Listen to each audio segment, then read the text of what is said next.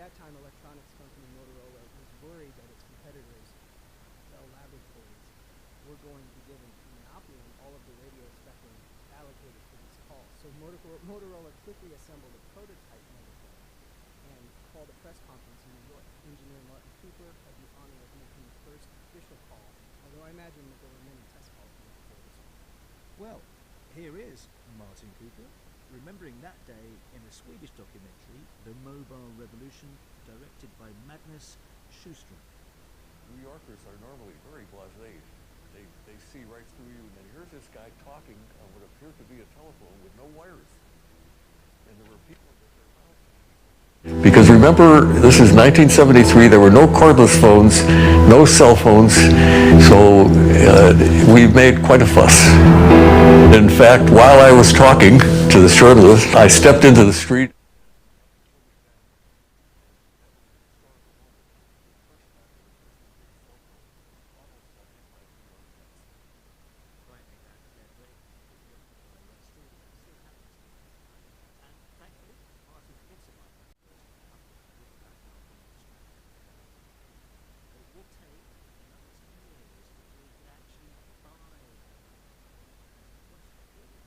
A big shift of how we communicate, didn't it, Scott?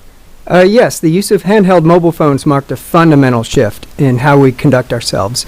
Before the mobile phone existed, for the most part, you'd have to call a home or an office or some place in order to reach somebody. With mobile media, we are now calling a specific person directly or reaching out to them via texting, or now we're open to information and content anytime, anywhere. This anytime, anywhere dynamic is fundamentally different. It shifts how we behave in public places, it changes our norms. It also psychologically shifts our expectations for availability. First, it was a psychological expectation to be available with others, and now with information and content. And as I'm sure we're going to talk about, this shapes how people experience their everyday life, for better and for worse. Well, in fact, one of our listeners from Nepal wonders about the shift in our behaviour that has been caused by the widespread adoption of mobile phones. I am Susant from Kathmandu. My question for Daria is there boundary between private and public change due to mobile phone? So, Daria, how much has the boundary between what we think of being private and what we think of being public, how much has that shifted since the introduction of the mobile phone? It's a very interesting question when we're thinking about the distinction between public and private. And I think as time goes by and as technologies develop, that boundary is really shrinking. It becomes significantly more blurred, especially when we're considering that, people might be in the middle of a public space, on the tube in London, for example, standing next to another person, yet in their own personal bubble by means of actually wearing their headphones, listening to something on their phones, or perhaps even playing a game on their phone or something like that. So this is what I would... American Tobacco has agreed to pay $635 million to US authorities over alleged sanctions busting in North Korea, stretching back a decade. The paper also covers yesterday's report from the Public Accounts Committee, which found that out of an estimated £2.2 billion lost to fraud and error in pandemic grant and loan schemes, only £10 million has so far been recovered. Meanwhile, the Daily Telegraph leads with analysis suggesting that the UK will miss out on £3 billion worth of tourist spending this year as a result of Rishi Sunak's decision when Chancellor to abolish VAT-free shopping for visitors to the UK. The Telegraph suggests it is why spending by tourists in the UK has yet to recover to pre-pandemic levels, while it has in other European countries, most notably France. Joining me to discuss all of that is Archie Nachiappan. She's the economics correspondent at The Times. Archie, good to see you this morning. Before we talk about anything else, we've got to address these comments from Hugh Pill, the bank's chief economist, overnight. I'm just going to play viewers a little extract of what he said. So somehow in the UK, someone needs to accept that they're worse off and stop trying to maintain their real spending power by bidding up prices, whether higher wages or passing the energy costs through onto customers, etc. And what we're facing now is that reluctance to accept that, yes, we're all worse off and we all have to take our share. I mean, Archie, those comments have attracted a lot of interest. It's the front page of the Daily Mail, which has got itself into a right lather about it. Is he a bit tone deaf or has he got a point? I think the issue here is that you can't have any economics without politics. And it's reminiscent of the comments that Bailey made. And there's the same problem there, is that it ignores all of the context in which people are living in, the kind of lack of real wage growth that we've seen since the financial crisis. And to tell people now that they kind of have to accept being poorer, there are so many problems with the way that that comes across. I think also the fact that we're dealing with a crisis of essentials at the moment. So it's food and energy that are really pushing up household bills. And if you're a poorer household, that's going to hit you more than a wealthy central banker's household. So I think it's being told that you have to take your share. Well, that share is a lot more painful for a lot of the people that Hugh Pill is talking to than it might be for Hugh Pill himself. I know that's not a personal thing, but if you separate economics from the politics and you kind of talk about it in an economic theory way of, okay, well, if everyone in theory seeks to increase pay or puts up prices in an effort to maintain profit margins, then yes, you're right that inflation will continue to rise. But is inflation the only target, or are we looking at the economy as a whole? Obviously, he's a central banker, so he's talking about inflation. But I just think when you look at these comments in isolation and there isn't any kind of understanding of what people are dealing with, then they just don't have the impact that he's trying to have. One thing that struck me as quite interesting, though, Archie, is that whilst everyone's delighted on what he's saying about households, he did also say that businesses need to stop bolstering their profit margins and passing on higher costs to consumers. And that's exactly what some of the trade unions have been saying. Yeah, it's very true. And it is important to highlight both sides of the coin, because that is the spiral that people are concerned about. And so I think that's what Bailey, when he came under fire for his comments, tried to highlight, that it's also price setting. It's not just the wages, it's the back and forth response. And I do think that maybe should be more of the focus. Absolutely. Well, let's talk about some of the stories you've picked this morning. And obviously all of the papers, including your own, The Times, has gone on the public borrowing figures yesterday. Yeah, I think this is interesting because we were saying after the OBR forecast came out that Jeremy Hunt has the smallest, a wafer-thin margin of headroom to be able to meet his targets after the measures that he announced in March. It's actually the thinnest of any chancellor since the establishment of the OBR in 2010. And now this gives him a little bit more wiggle room. So public borrowing on balance has come in less than expected for compared to what the OBR expected for the last year. And so this means that Jeremy Hunt has a little bit more space to either increase spending or cut taxes. But if you look at the reasons why it was a little bit lower, it's mainly because of higher tax receipts. And the tax that grew the most was VAT, mainly because prices at the tail have been going up so much because of inflation. So it does feel a little bit like inflation is feeding through into all areas of the government's finances. And this is one in which it has benefited a little bit, in the sense that they've got the opportunity now to be able to ease the burden a little bit where they choose to do it. Yeah, it'll be interesting to see what they do with that, won't it? Now, what about the Public Accounts Committee? I mean, again, it's a story covered pretty widely this morning.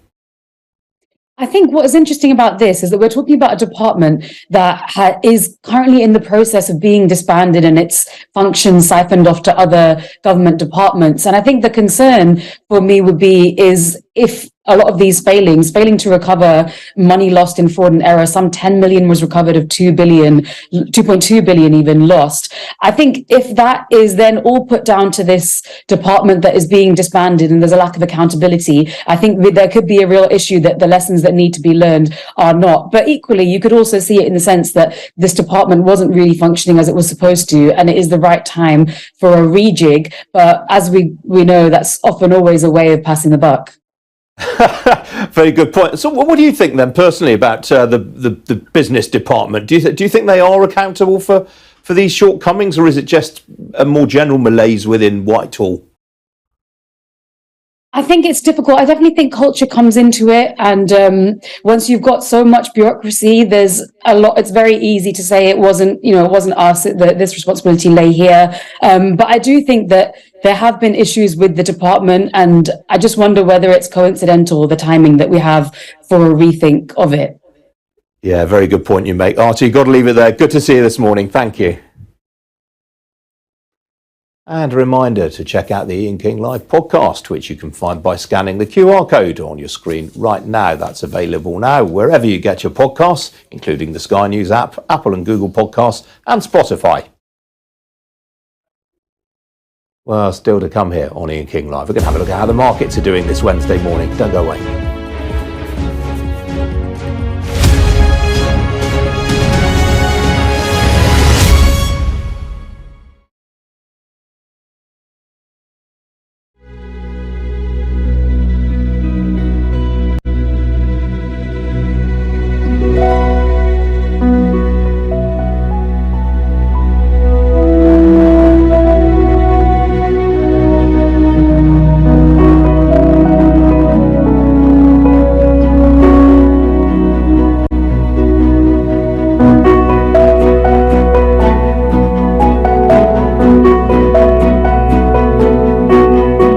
There's always more to the news than a headline. We want to discover, to delve a little deeper, to find out what's really going on. Explanation, analysis, the people at the heart of every story. I'm Neil Patterson, and this is the Sky News Daily Podcast. Alex Crawford joining us now from Ukraine. Their personal possessions are all scattered around the place. Our economics and data editor, Ed Conway, try and make sense of the big numbers for us. Things can change incredibly quickly, and that's what they have done. So, by the end, we'll hopefully all understand what's going on in the world just that little better. Available wherever you get your podcasts.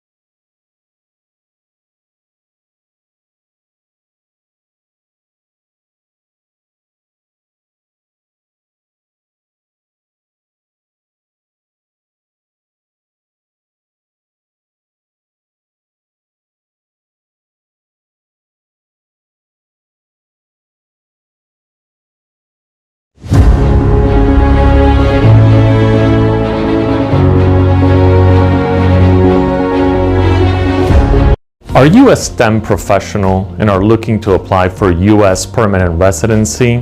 Then stay tuned, because today I'm going to be discussing an exciting option for certain professionals in the STEM field. I'm attorney Carlos Colombo, and today we're going to discuss an opportunity for professionals that are in science, technology, engineering, or mathematics and are looking for U.S. permanent residency or the green card via the EB-2 National Interest Waiver, an option that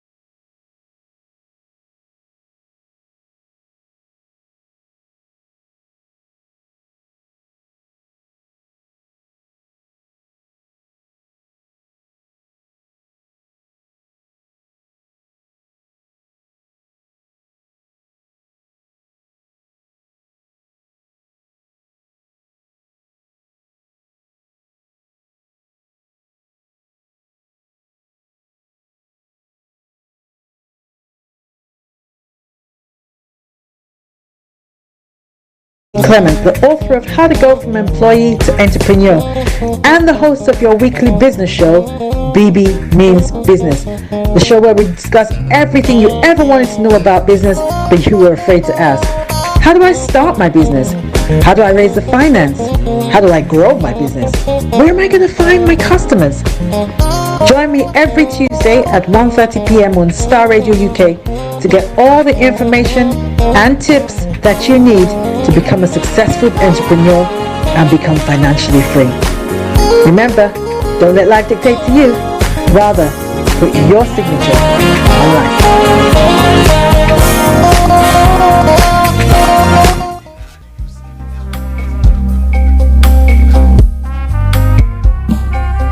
Are you looking for the fastest, reliable, and trustworthy door-to-door shipment company? Well, look no further. When was the last time your family received a shipment back in Ghana on time and in time? You are not sure? Well, Lamb Shippers, we pride ourselves with being the fastest, reliable, and trustworthy shippers you can use. You are assured of a prompt pickup anywhere in the UK by our personnel. They also make sure your items are well packaged to get to its destination in time. When it comes to door-to-door shipment, look no further. Well, Lamb Shippers, contact us on 07939009321 or 07498911820. Or you can visit our website www.welllamp.co.uk. You can also drop us a mail, info@welllamp@gmail.com. Well Lamp Shippers, fast, reliable, and trustworthy.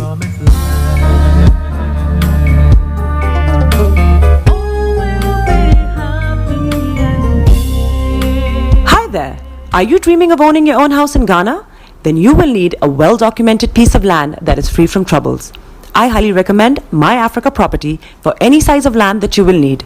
With My Africa Property, lands are available in Prampram, Sopoli, Tohenia, Ogome, Dodova, Winneba, and many other locations at affordable prices.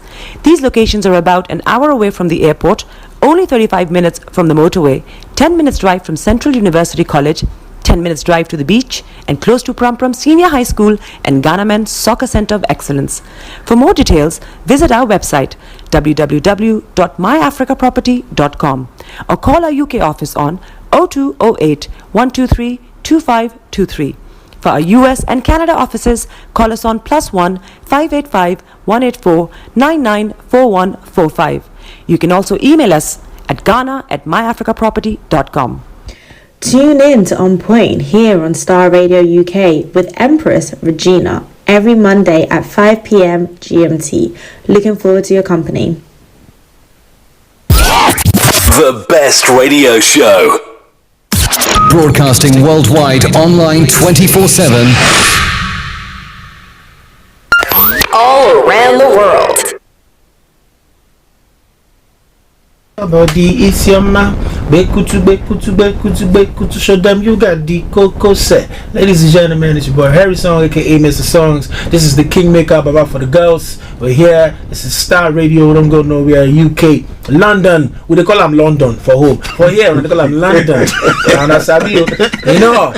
Just have fun and stay blessed. Hi there, this is CJ Buckman, your life coach. And whenever I'm in London, I listen to Starr Radio UK right here. But guess what? You can listen to wherever you are.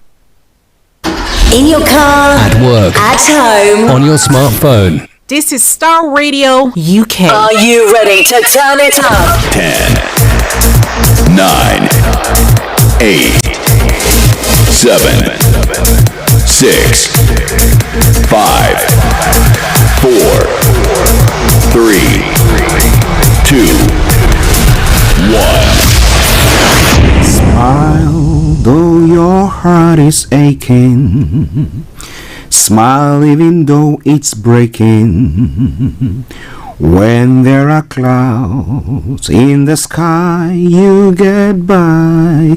If you smile through your fear and sorrow, smile and maybe tomorrow you find that life is still worthwhile if you just smile. Hey, this is Archie, and you are listening to Star Radio UK and the Morning Show.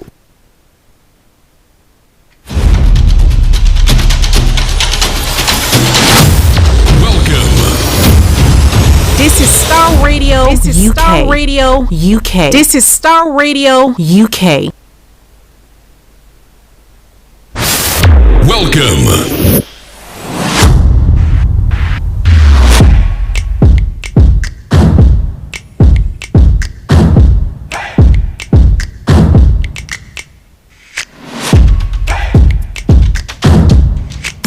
Broadcasting worldwide, online 24/7. Enlighten your day with Starr Radio.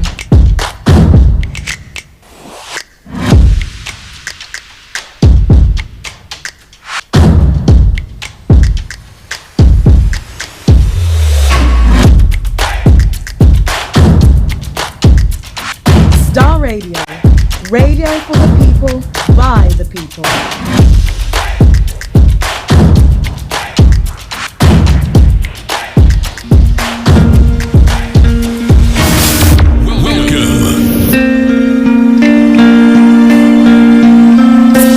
Love for you runs deep. All of you makes my heart beat. You make a doubt they fade. Jesus, and that's what makes you great.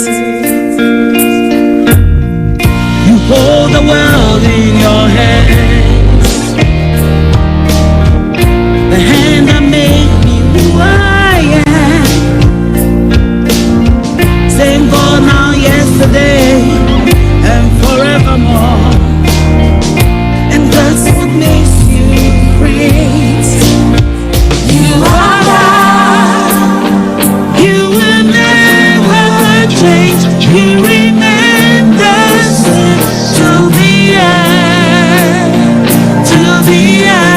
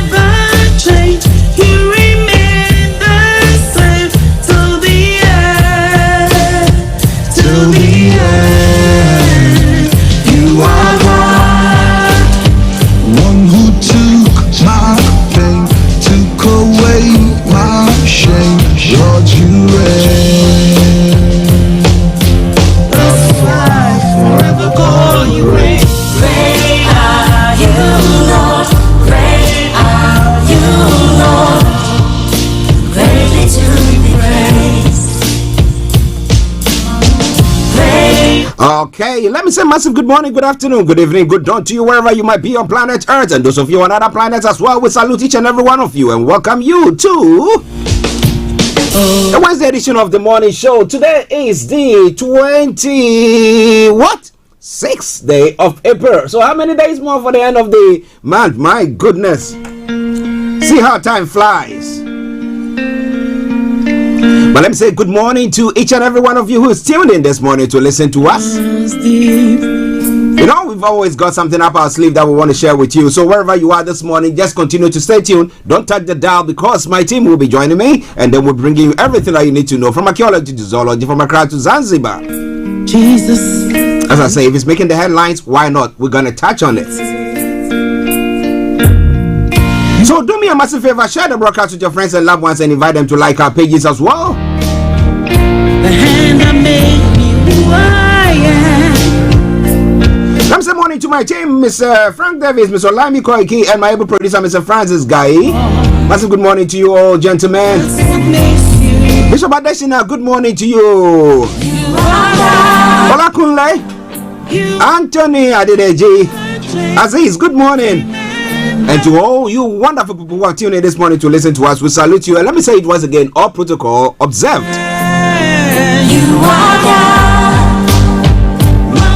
Well, as you know, on a Wednesday edition of the morning show, this is what happens. I'm going to bring you the quote for the day, the weather forecast will follow suit, then the travel update as well. We'll move on from there to have a look at some of the stories making the rounds across the globe, known as Global Trotting. Then after, we'll be having Mr. Olayomi Koiki, who will be coming your way with updates from Nigeria.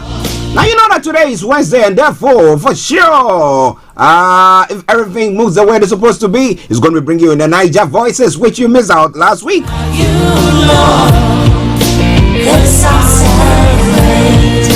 So, just stay tuned, don't touch the dial. Let's crack on with everything that we need to do this morning.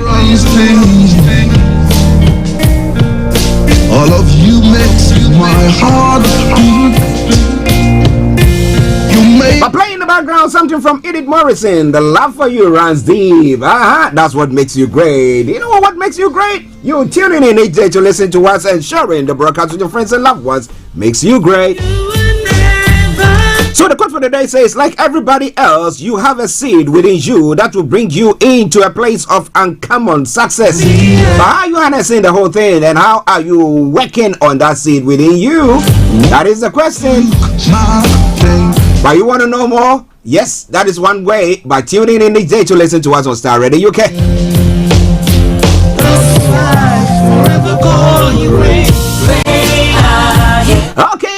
Okay.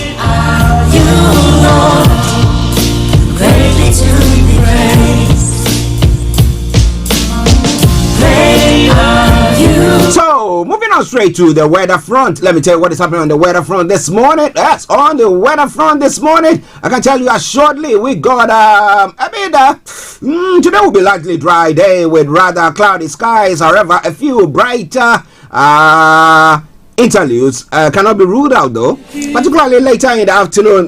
We will be experiencing that, but at the moment we'll be experiencing some cloudiness. Now this evening and the first part of the night we'll see some clear spells develop, but there will still be a variable amount of cloud, turning cloudier during the early hours but staying dry throughout.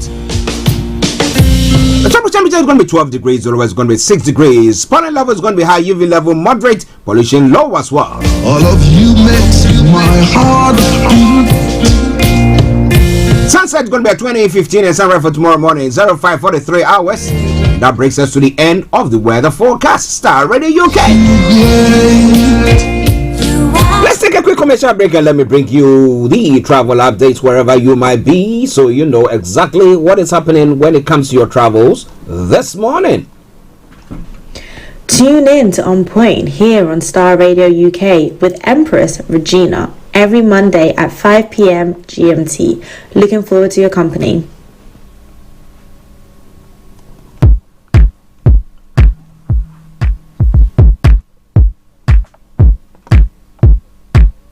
This is Starr Radio UK. Okay, so keep your eyes on the roads. Keep your eyes on the roads. As we keep it navigated, I promise I'll be on the Starr Radio UK travel update that comes to you every weekday from 10:40. So on the underground this morning, apart from good service throughout, of course, let me tell you that, and London Overground good service, London Tramlink good service there as well. DLR has got a problem. There's severe delays between Bank Tower Gateway and Canning Town, Canary Wharf, due to a faulty train at West Ferry. That aside, everything is moving on swiftly there. Let's come to the major roads in London. Let me tell you what's happening. Now, if you happen to be traveling this morning on the major roads in London, A40, there are serious delays, so if you can avoid it, do so. Blackwall Tunnel, serious delays, and South Circular A205, serious delays. That aside, all the others have got good service there. But keep your eyes on the roads, keep your eyes on the roads, as you keep you navigated, I promise our boy. Now, on the riverbank this morning, good service throughout. Also, on the landing cable car, good service throughout there. The only little problem that we have is on the final segment of the travel update. That's the National Rail. On the National Rail, Avanti West Coast, Cross Country, First Transparent Express, Northern Rail, Scott Rail, and Southwestern Railway have all got minor delays.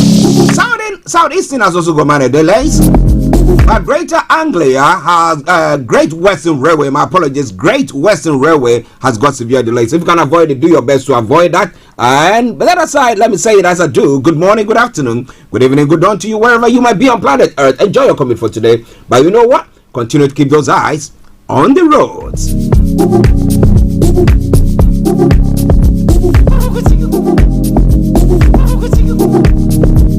Hi guys, this is your friend Uruj from SendWave. SendWave is a money transfer app that is used by people all over the world to send money to their loved ones in Africa.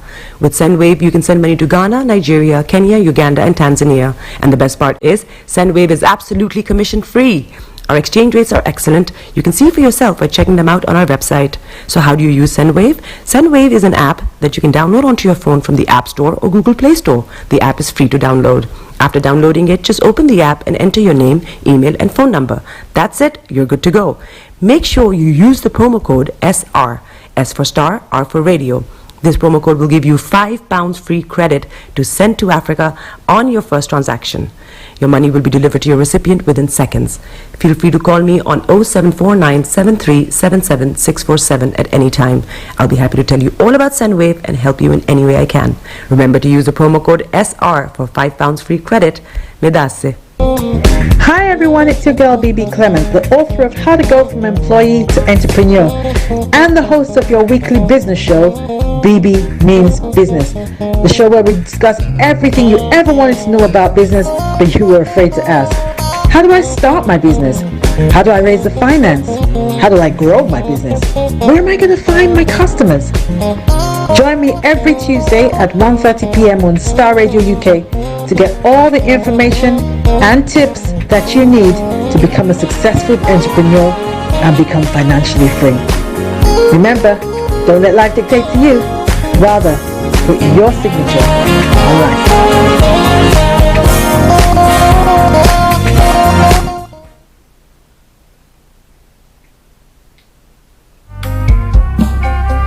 Are you looking for the fastest, reliable, and trustworthy door-to-door shipment company? Well, look no further. When was the last time your family received a shipment back in Ghana on time and in time? You are not sure? Well, Lamb Shippers, we pride ourselves with being the fastest, reliable, and trustworthy shippers you can use. You are assured of a prompt pickup anywhere in the UK by our personnel. They also make sure your items are well packaged to get to its destination in time. When it comes to door-to-door shipment, look no further. Well, Lamb Shippers, contact us on 07939009321 or 07498911820, or you can visit our website www.welllamp.co.uk. You can also drop us a mail, info@welllamp@gmail.com. Well Lamp Shippers, fast, reliable, and trustworthy.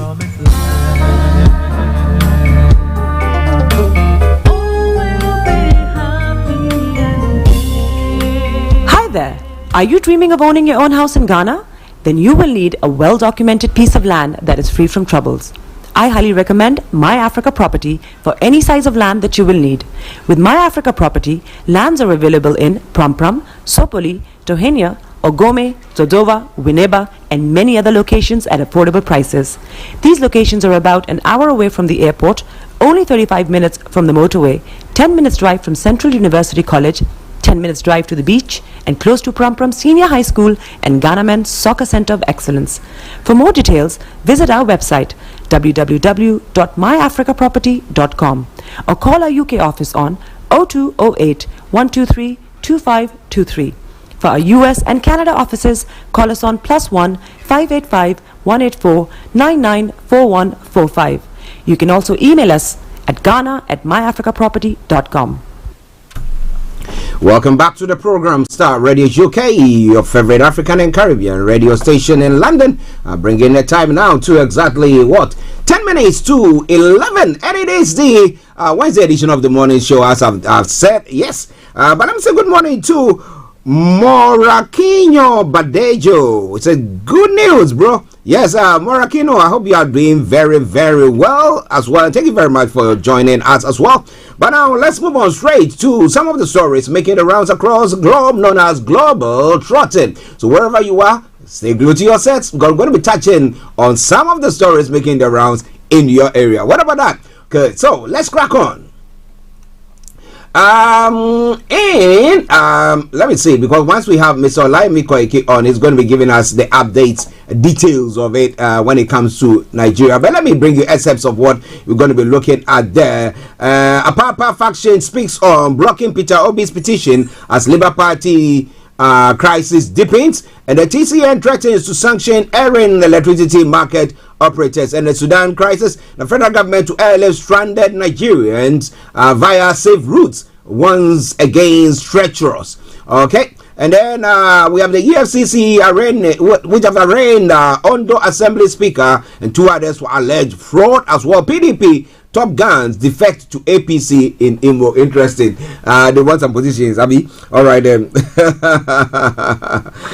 Nigeria lawmakers want malaria vaccines manufactured locally, which will be good for the economy. But are they going to give them the certification to do so? Let's see what is going to happen. Tinubu's reign will bring peace in Nigeria. Can youth win? Is saying how? He was part of the Buhari's government. So what extra thing is he bringing onto the table that would say that, okay, you know what, we think that he's going to be doing better than Buhari did? But, well, we all sit tight and see what is going to happen on that front. But it's all coming your way from Starr Radio UK, your favorite African and Caribbean radio station in London. Moraquino, we thank God that you are doing well. We thank God that you are doing well as well. We are grateful to God for that. Okay.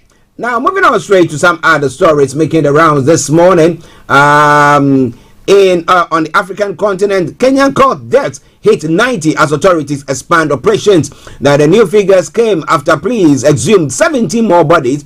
The total number of those rescued while starving at the ranch now stands at 34.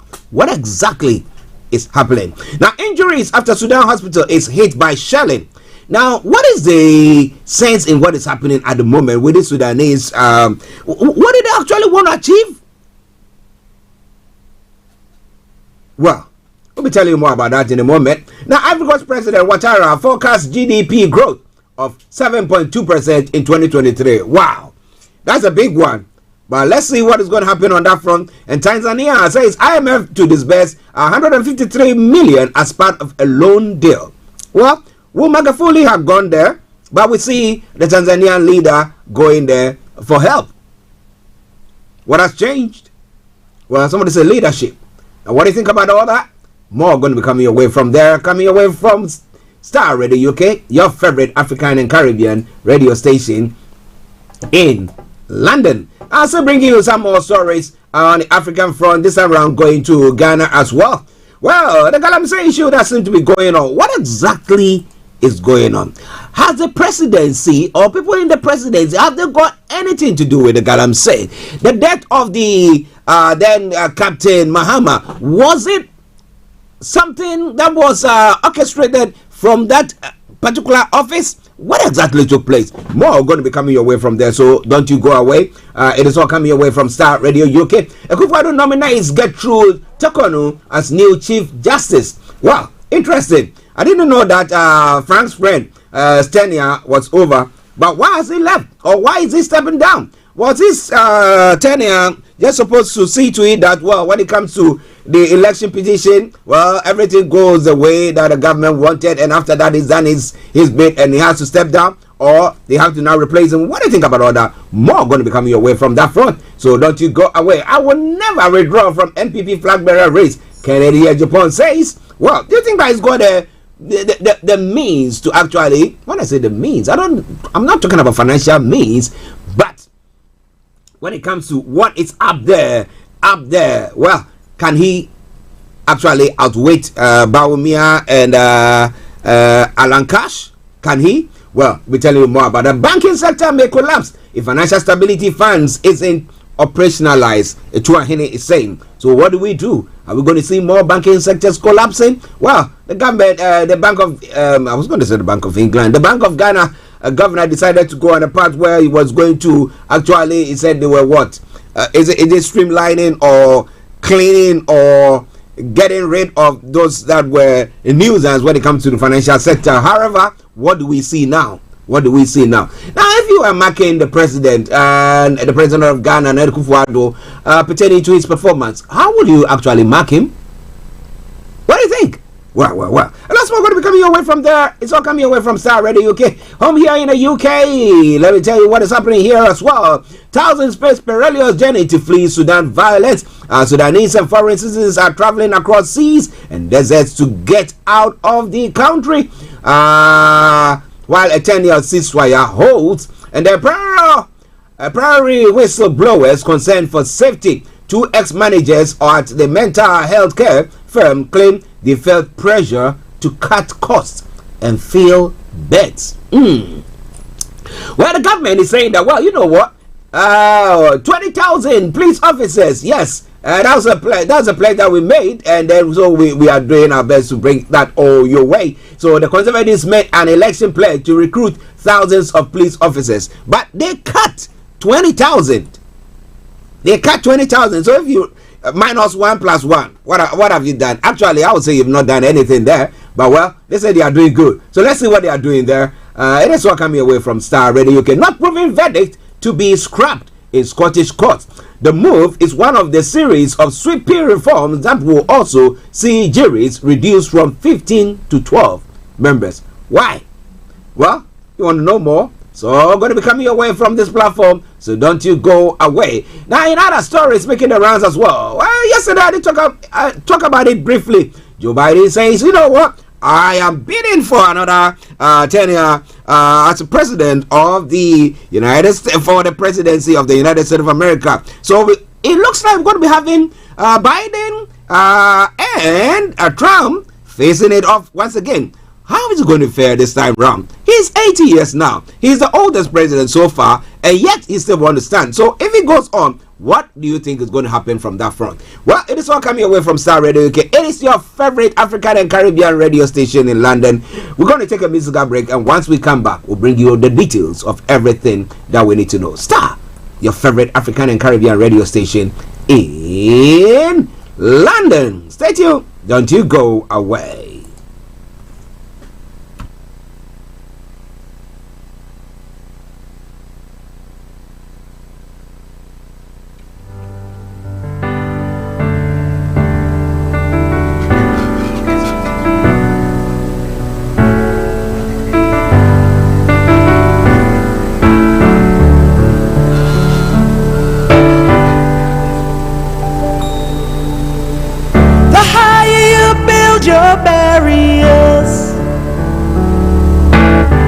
The taller I become,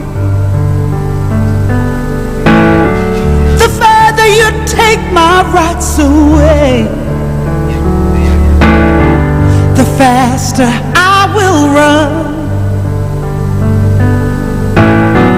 You can deny me, you can decide to turn your face away. No matter, 'cause there's something inside so strong. I know that I can make it, though you're doing me wrong, so wrong. You thought that my pride was gone. Oh no.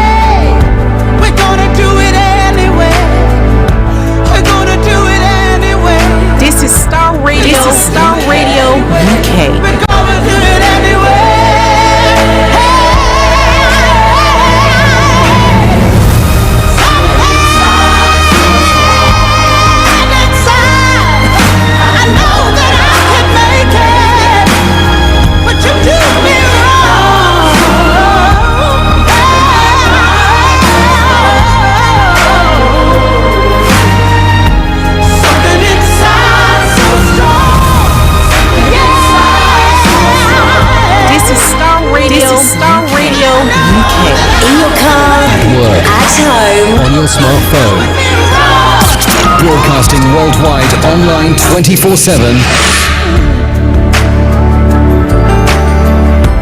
Well, we know better. Just look him in the eyes and say, we're gonna do it anyway. We're gonna do it anyway.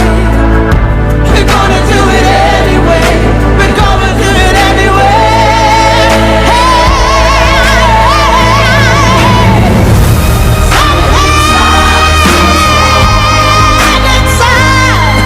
I know that I can make it, but you do me wrong.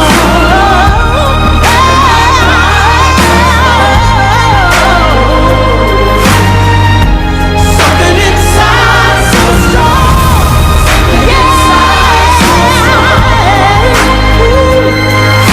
know that I can make it. You just doing me wrong.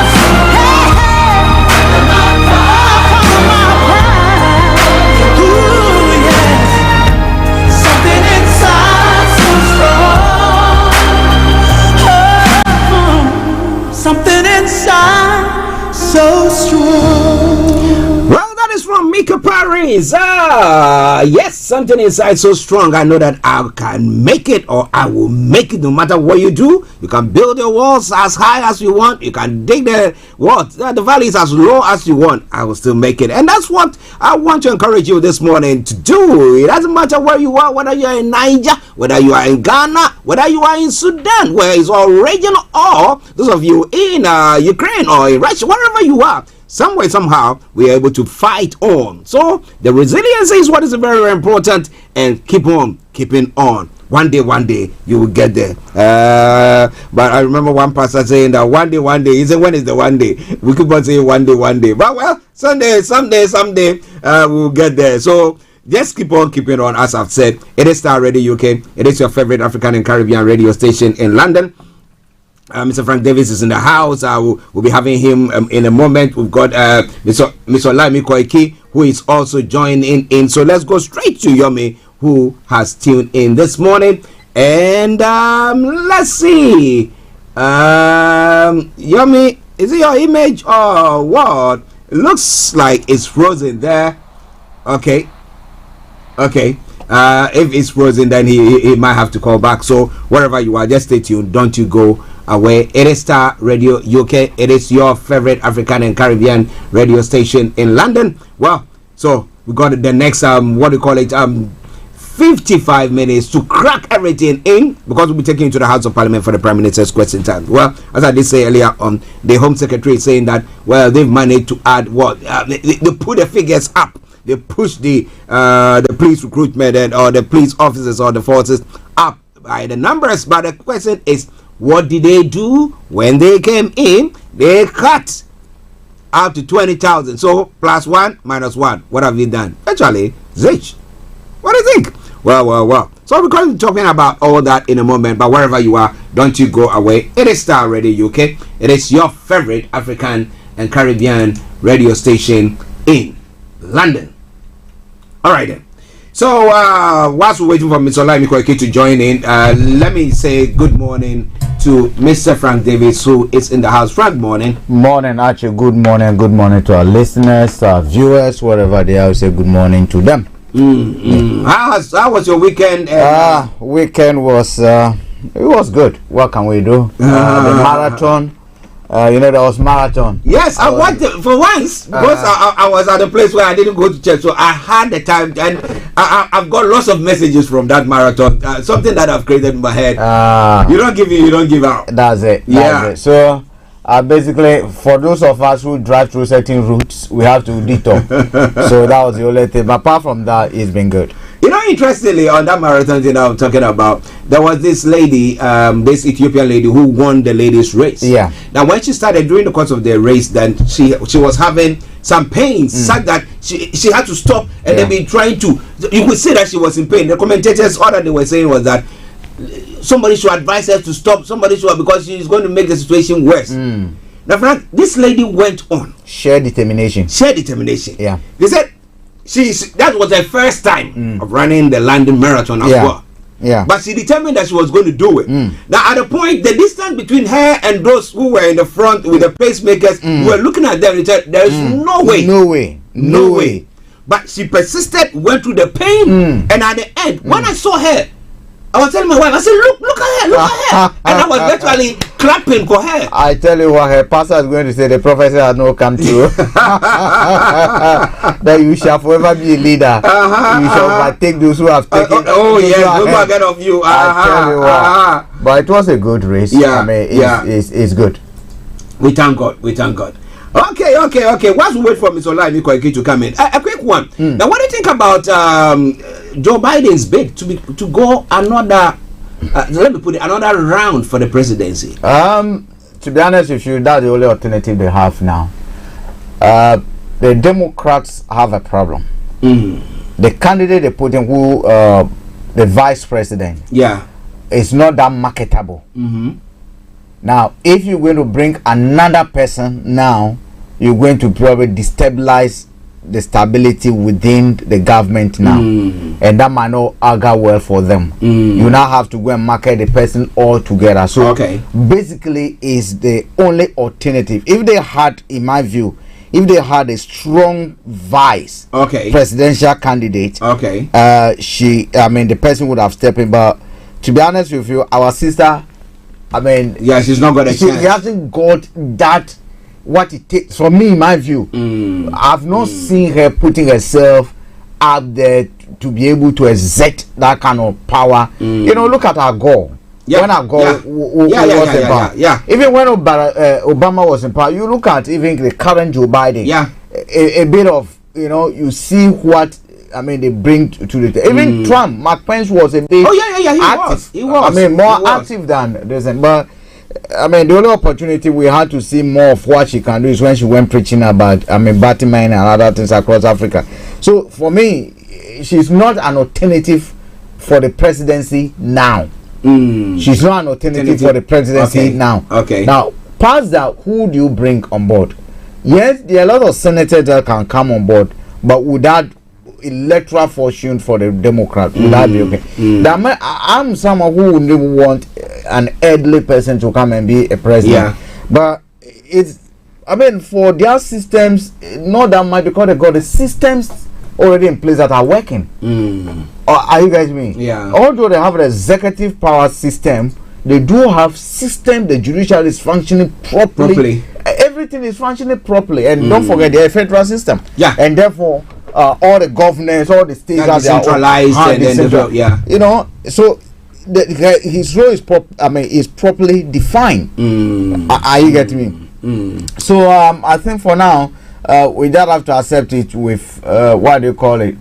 Donald Trump is also not young, but but you know, I mean, it takes the grace of God. I mean, we cannot say that I'm going to be stronger than you or the other way around. But you have a situation where you see Donald Trump that he is stronger. He is stronger. But remembering the other time when Joe Biden had to board, I don't know where he was going, but he was boarding Air Force One, and for him to get up the stairs to, I mean, the plane, and he failed about 3 times. I'm lying. It might be more than that, but I remember about 3 times where he was, I don't know whether there was a bit of wind that was blowing, and therefore he climbed, and then I was scared. I was scared for him, and I thought, but fortunately the media didn't go after him. We don't make fun of that. They didn't go after him normally the way that others would have done. But but you think that he can beat Trump? Don't be surprised.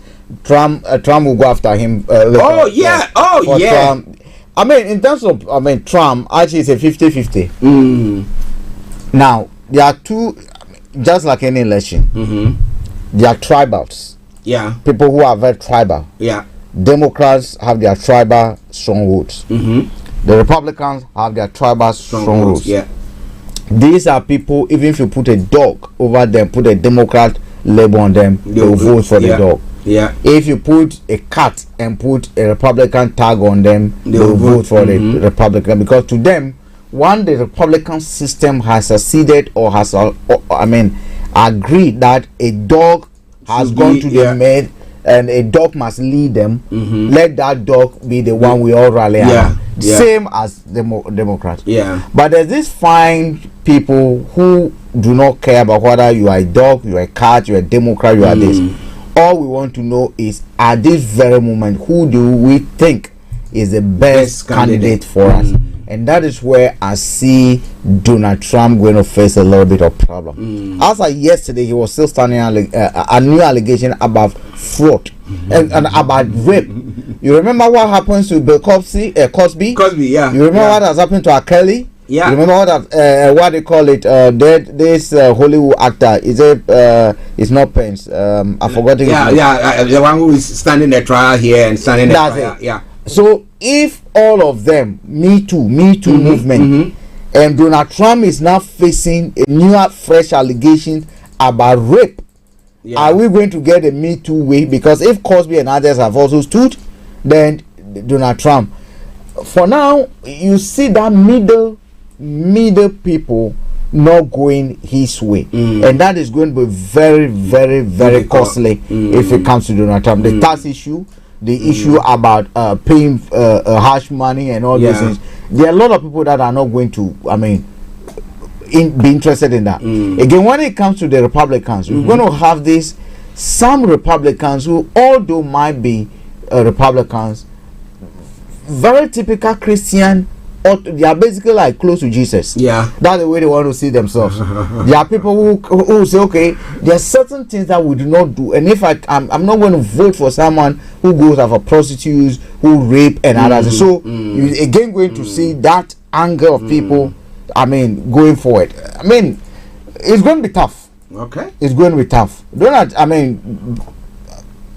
The current president has not gotten everything right. Yeah. But one thing we do know, certain legislature or certain laws that they were, basically pushing for, even from Obama's time. Yeah. They got it out of the way. Yeah. And we understand that even he's a very good game player when it comes to trying to sit down Republicans and bring people on board to say that, look, I know you might not agree with me, but because of ABC, can we get it done? You can deal with me. Those kind of powerful negotiation. We understand he's very, very good at that. Okay, listeners, just bear with us. I will try to get Mr. Olayomi. I think the connectivity, we're having a bit of issue with that, but we're working on it. So please just bear with us whilst we continue with it. But it is Starr Radio UK. It is your favorite African and Caribbean radio station in London. Now let's whilst we wait for Yomi, let's look at the issue that is going on in Sudan once again. People being airlifted and everything. Now you ask yourself the question, are we going to see what happened in then Zaire, which is now DRC? Are we going to see something of the sort? Because we remember they fought, and at the end of the day it was just citizens of the land that were suffering. So what is the world doing about it? Everybody's trying to quickly take their people out. Actually, the first priority is your people. That one, you cannot deny that. You cannot deny that. Sudan is a shame, in my view, because if you look at what happened at Darfur, and now we have this, it's a shame. It's a shame. We shouldn't get to this point where carnage is what we are visiting on our own people. But actually, we are there now. What do we do? We are there now. What do we do? In my view, I think the world factions, like we said, they have to sit down and find a way out. And in my view, the two of them are even not qualified to lead. They are not even fit to lead all that. But that's not what is going to happen. The world, I think, actually, is a bit difficult. But what can they do? They're taking their people out first. And hopefully once that is done, they will see if they can help the others as well. But for now, they are taking their people out. No. Okay. Yes, let me see. I think Yomi was trying to use okay, wow. Now I think his call is coming through. So I think we should have him now. Okay, let me go straight to him. Let's see. Yomi, good morning.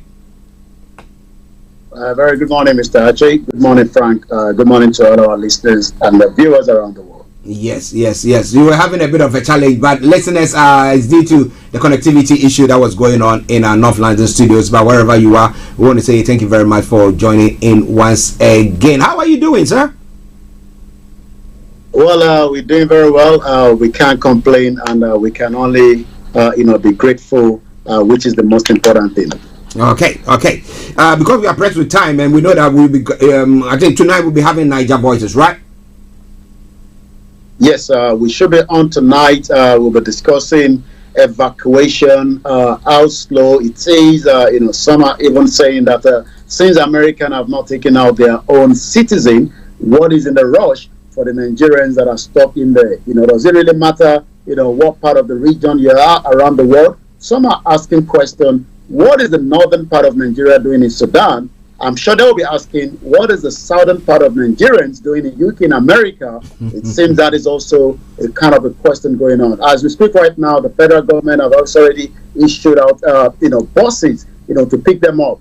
Do we then say that we do not have Navy ship to travel as close to the region and then probably, moving the Nigerian military to get them out? Because we know that each of those that have been evacuated, there were also some commandos, SEAL Force, Navy Force that went into the city to protect the personnel. How important are we as Nigerians? Will be the conversation later on tonight. How important are we as Nigerians? And as we continue to discuss, the issue surrounding the Yoruba Nation movement, which is already still a very, very important conversation. The Biafra has started their own government in exile. Bola Tinubu is back. There will be a lot to discuss in the next 2.5 hours program at exactly 1800 hours. But for today, we'll discuss quickly what is happening on the other news headline from Nigeria, even though we are pressed with time. Yes, listeners, Mr. Olayomi Koiki, for you in our North London studios, giving you excerpts of what is going to be discussed this evening on the Niger Voices as well. So now let's crack on. Now, pertaining to the evacuation, why 40 buses? How many Nigerians can we say are in Sudan, if you know from the top of your head? Well, according to the Nigerian government, has kept about 150 million naira to hire up to about 40 buses that will be traveling into, probably not to Sudan, but very close. We have about 5,500 Nigerians that are currently in there. There might be a little bit more, but that is the numbers that we have been given. The federal government will today commence the evacuation of 5,500 Nigerians, including students stranded in Khartoum and the other cities in Sudan as we speak right now. Also, to facilitate the government has released 150 million naira, for hiring of 40 buses to convey its desperate citizens from Sudan to Cairo and then Egypt. How safe is that is the question, because if they are traveling without any kind of security, where two faction leaders are not listening to each other, even though they were meant to hold on to ceasefire, those ceasefire have not really happened, and that literally led to, during the evacuation of the personnel of other international community, we were told that there were fire and other gun explosion happening. If you are traveling in 40 buses, how safe are you is going to be the question. The money has been paid to an undisclosed transport company, and we hope the money itself is going to be used, because when it comes to money, and Nigeria is 5 and 6. Well, new terminology, 5 and 6, but let's we got Frank here. Let me quickly just pick his mind on this the fact that they are trying to use buses to evacuate them, and why can't they get a plane taking them to? If you're going to Togo, you don't need a plane. Although we know you can use a plane, but the route can take you to Togo. Yeah, of course. The priority now is to get them to the safest place as possible. Okay. Not necessarily moving them to Nigeria, but if a bus can move a lot of them from Sudan to the nearest country, then probably that should be the safest. That Ethiopia or one of those Congo or wherever it is, the nearest safest place. Even if not even the capital, if you can move them to outskirts, because some of this is concentrated in the urban areas. Can you move them to a safer place? I mean, it's a big country. If you can use bus to do that, then I think anything that moves people away from the immediate danger, I think is good. But you know, Yomi was talking about the fact that why didn't they use ships? Because we have other countries that are using ships or bigger aircrafts going in there. Why couldn't they? Why can't they do that? Well, what do you have in your hands, Moses? What do you have in your hands? So it's what we have in our. That's what we have. I think we don't have a military ship in Nigeria. Okay, Frank, land and then let's do we have a military ship in Nigeria that can quickly get to that place? That's another question. Yes, Yomi, please. Well, the one I saw, was a complaint by the sailor themselves that the ship is actually sinking, and I'm not sure it's already prepared, ready to go on any kind of extraction, which is important. And this shows that, Nigeria being, one of the biggest economy in Africa, as we are told, should be there ready to rescue not just Nigerians, Ghanaians, Kenyans, and all that. But it seems that is not happening. And that shows that the amount of money that have been invested, pumped into the Nigerian, security defense, because this is part of our defense. I mean, rescuing your citizen is part of the defense. And like I was saying yesterday, in 2022, we budgeted about $3.2 billion towards the military alone. Wow, listeners, interesting. What do you think about all that is happening at the moment in Nigeria, on the African continent, and this time around in Sudan? What do you think is happening there? Anthony Adedeji, massive good morning to you. I hope you are doing very, very well, and thank you very much for joining us as well. And as many of you who have joined us on the YouTube broadcast and all the social media platforms, we tell you all the time the best way to listen to us, just download our apps and you can just join us there every time, every moment. All right then. Now let's come to Nigeria. Others among most vulnerable to climate risks.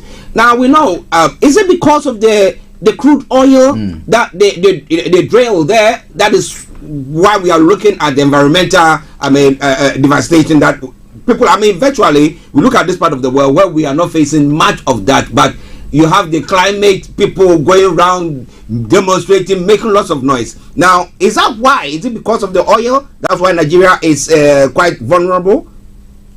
Well, according to the African Development Bank, I've stated that Nigeria and the other African countries are among the worst vulnerable when it comes to climate.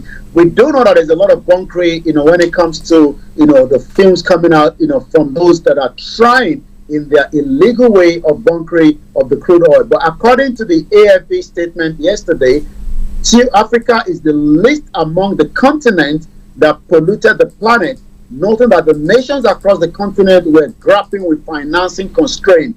According to resources from the international private sector, including the multilateral development financier, such as the African Development Bank, are already helping to catalyze the climate action and the green growth.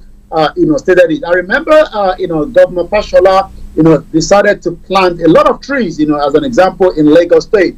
Whether that continuity is happening is a different thing entirely after he has left, because he has left. Ambode came in 4 years. We are now going through the 5th time of the current governor. So that means in the last almost 7 years after Fashola left, how have they been able to maintain, the trees that were planted across different parts of Lagos State as well? Also, for example, the bank said that $29.9 billion invested in African climate finance in 2020, which is about 14% from each of the private sector. But according to the statement, this significance is lower than comparable regions like the Latin American, the Caribbean, which is about 49%, East Asia and Pacific is about 39%, and the South Asia is 37%. The question then is, who funds some of these climate change? But according to him, he says the limited fund covers several African countries which relatively develop their financial market, such as South Africa, Nigeria, Kenya, Morocco, Egypt, which has attracted about $4.2 billion in that region. Now, Frank, we look at the climate issue that we are having. We just remembered, I think sometime this year and last year we had devastation, serious floods in Mozambique and the southern part of Africa. We're having serious droughts. And then we have in Ghana and Nigeria, we're having droughts and at times floods and stuff like that going on. Now, they're saying that we didn't do anything. We were not the causes of it. Now, but we know that when the West decide that, look, we want to give, okay, they have been forced that You caused it, so you need to pay more. When those monies come in, that farmer in that village, it's not getting anything out of it. So what is the point? The system we've had over the years is all this foreign aid, foreign help. I am not in doubt that we do have a bit of impact at the grassroots. But the bulk of it is to fund the lifestyle and the exploitation of people by the African elites. Because when the money comes, they sit on it, they use it, they use to fund their lifestyle, and that's why aid and all other monies have not done a lot. I mean, a lot. Yeah, a little bit for impact. You go to rural clinics, water bodies, and other things. So when we're talking about this environmental, any money that is going to come, we need to adapt different strategies and different. How do we fund some of them? As we were going to do a forestation project, we're talking about galamsey issue, illegal mining. We're talking about deforestation. How now it's going to take us years to be able to, vegetate some of those areas again. Any policy, anything that will come, okay, let's do it from the government source. Be sure that there's going to be the likes of Gabi and others who will take the money out. What do we do as a people? Now, that's for me, that's the question. I am beginning to think more of community-led actions. That can we take charge of the situation, because we live in those areas. If we don't do them, we rely on government. Yes, government must provide assistance, must provide leadership, but we should also be interested. Instead of government come that want to do this, we should say no. Over the years, you have done it, so the resources you are bringing, put the resources to us, and we'll be able to deliver, because we live here, we suffered mostly the consequences of what this is happening. So I think we just have to look at it, but aid and help, we can't do without it for now. Okay. Now, Yomi, the man who was killed by, is it Abacha who killed him from the Ogoni tribe? What is his name?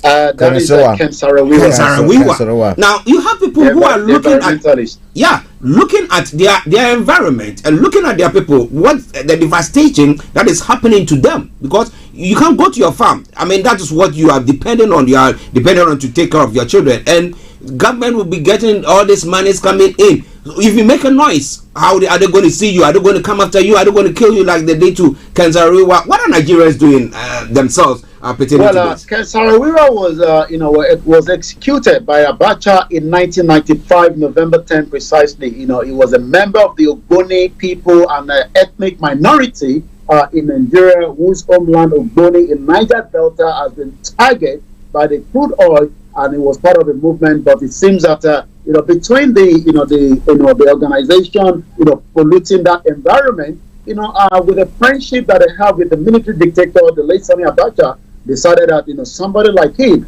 I remember a protest in UK, not by Nigerians, by some of the community here in UK that I attended, and they were really talking much about Ken Saro-Wiwa. That shows that as much as this happened in 1995, let's calculate it after that. We came back to democracy in 1999, which is about 23 years. By the time you add another few more years, so in the last 30 years, this individual was crying, shouting about the environmental damages in their community, but today so much have not been done. And if we're going to have a very good environmental cleanliness, we must also be talking about investment. Polluted, we know that there was a promise that they would clean up some of the areas, but that is still not yet done as we speak right now. Well, listeners, it is Starr Radio UK. It is now 11:30. Let's go back to Yomi for the rest of the stories making the rounds in Nigeria today. Over to you, Yomi. We take one more, go straight to the social media. It seems that Abuja is still not yet safe, because if we can get gunmen adopting 29 people in Abuja, not in Lagos, not in Anambra, not in Nasarawa, the question then again is, what part of Nigeria is still safe? According to report, gunmen have reportedly adopted no fewer than 29 villagers in Kwali Area Council of the Federal Capital Territory, Abuja. Some of those that were taken away are housewives and children, even though two of the women were able to run away during the process. But according to what we know, the two housewives, Mrs. Zainab and Umara, and Mrs. Aisha, did escape from their adopters while being led to the bush. I mean, a lot of questions people do ask, when this is going on, where is the security? I mean, are we making calls to make sure that they can get in there in time and stop this? These individuals that came were not one, they were not three. We were told that they were in large numbers and they were easily whisked away into the bush, and sometimes they must have been trekking for a few more hours and they're probably no longer in that vicinity.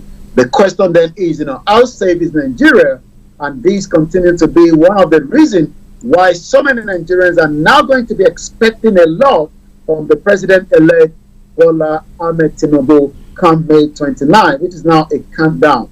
There was an assault in somewhere in Lagos State that went onto the social media, and it seems that the woman was, intimidated by the Nigerian police, to change her story by recording another video from the first video that she actually put out. But now the police, to prosecute a spare part dealer, a CP, also removed the DPO. The Lagos State Commissioner for Police, Idowu, yesterday has ordered that a spare part dealer identified as Babes be charged to court immediately for allegedly assaulting a married woman, Omolara James, according to the report. The DPO also removed the Mushin Divisional Police Officer for shoddy manner in which his men handled the case. Like I said, what do we know? This woman was approached by this spare part dealer, wanted to assault her, and she cried out to the social media, but she was told to release another video that everything was not the way she put it in the first place. And there were some activists that gathered around her, and it seems that, justice is now going to be served. And this again shows the power of the social media in the 21st century. Let's go straight to the social media itself and see what we are discussing, what is trending, as of this morning.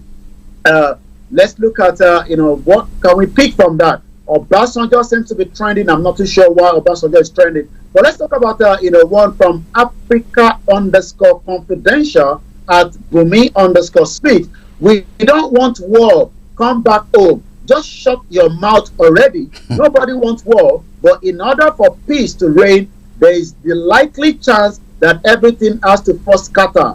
You want to enjoy a home-cooked meal, but don't want your precious pot to deal with the heat and fire.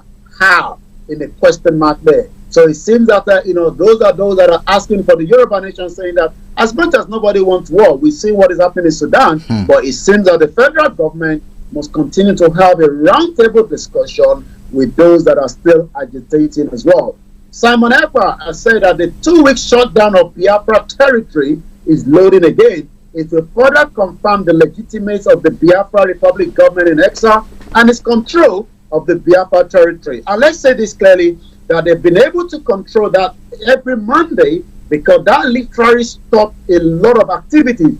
No trucks moved into Biafra from any part of Nigeria into that axis. Nobody goes out, even though as much as the governor of each of those Biafra land or the southeast part of Nigeria is not convenient with that, they've moved the Monday school to Saturday, and that shows the power that the Biafra have been able to control. And 2 weeks on a shutdown or lockdown, and the reason for that is because Simon Ekpa believes that Nnamdi Kanu cannot continue to be in the custody even though he has been acquitted. Not that alone, his health is becoming very, very concerned as well. So that is trending as we speak right now. There is also, still more conversation on the Sudan, as many Nigerians are wondering. And again, Simon Ekpa says that the Nigerian terrorist Taliban, otherwise called Boko Haram, last night adopted 29 residents in Nigerian capital Abuja in a mass midnight attack. And again, like we said earlier, how does this all happen in a country where the military is well respected in most African countries? So that will be about it. But later on tonight, like I said, we will have ample of time to discuss how important are we as a citizen of Nigeria. Well, listeners, Mr. Olayomi Koiki, but before you go, now when it comes to Simon Ekpa and Nnamdi Kanu and Chief Sunday Igboho and everything that is going on, people, let me put it this way, secessionists. Now, what has the incoming president so far, I mean, with everything that is going on, assuming he's sworn in, what has he said so far? Anything from his quarters at all? Well, he hasn't said much. Even during the campaign, I know that Atiku spoke a lot. Tinubu did not grant any interview, throughout this campaign. He was just probably caught up, in some kind of, question and answer along, coming out of the event or so. He did not sit down properly, for question and answer, and that would have been thrown to that. Even Buhari, that had been granting interview, was asked about Nnamdi Kanu, and he did say that the court has to deal with that.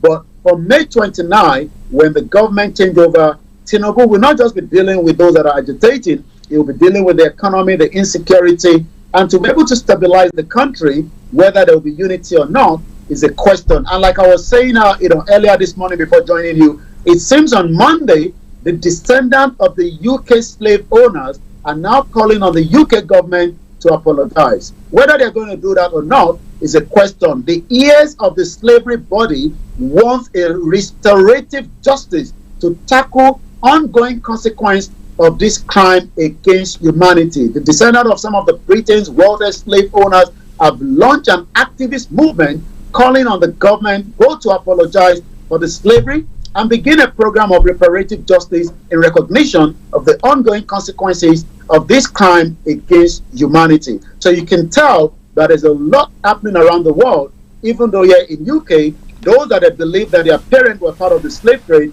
are now asking for apology from the UK government. If the UK government apologizes, then money will be rolling out to some of those countries where the slaves was removed in the first place. But I'm not sure whether they're going to do that anytime soon. Somebody say in your dreams. Adebanjo Sunday, good morning to you. It's a Yoruba Nation not going back. Okay, Yomi, before you go. Well, stay tuned, because at 12 o'clock, we'll be moving to the PMQ where, we've been reading out about what is happening again from the Parliament. But later on at 6 p.m., we'll be out again, for the Niger Voices on the Star Radio UK. I'll leave you in the good hands of Frank and Archie. I'll be back later on in the evening. Bye for now. Bye-bye.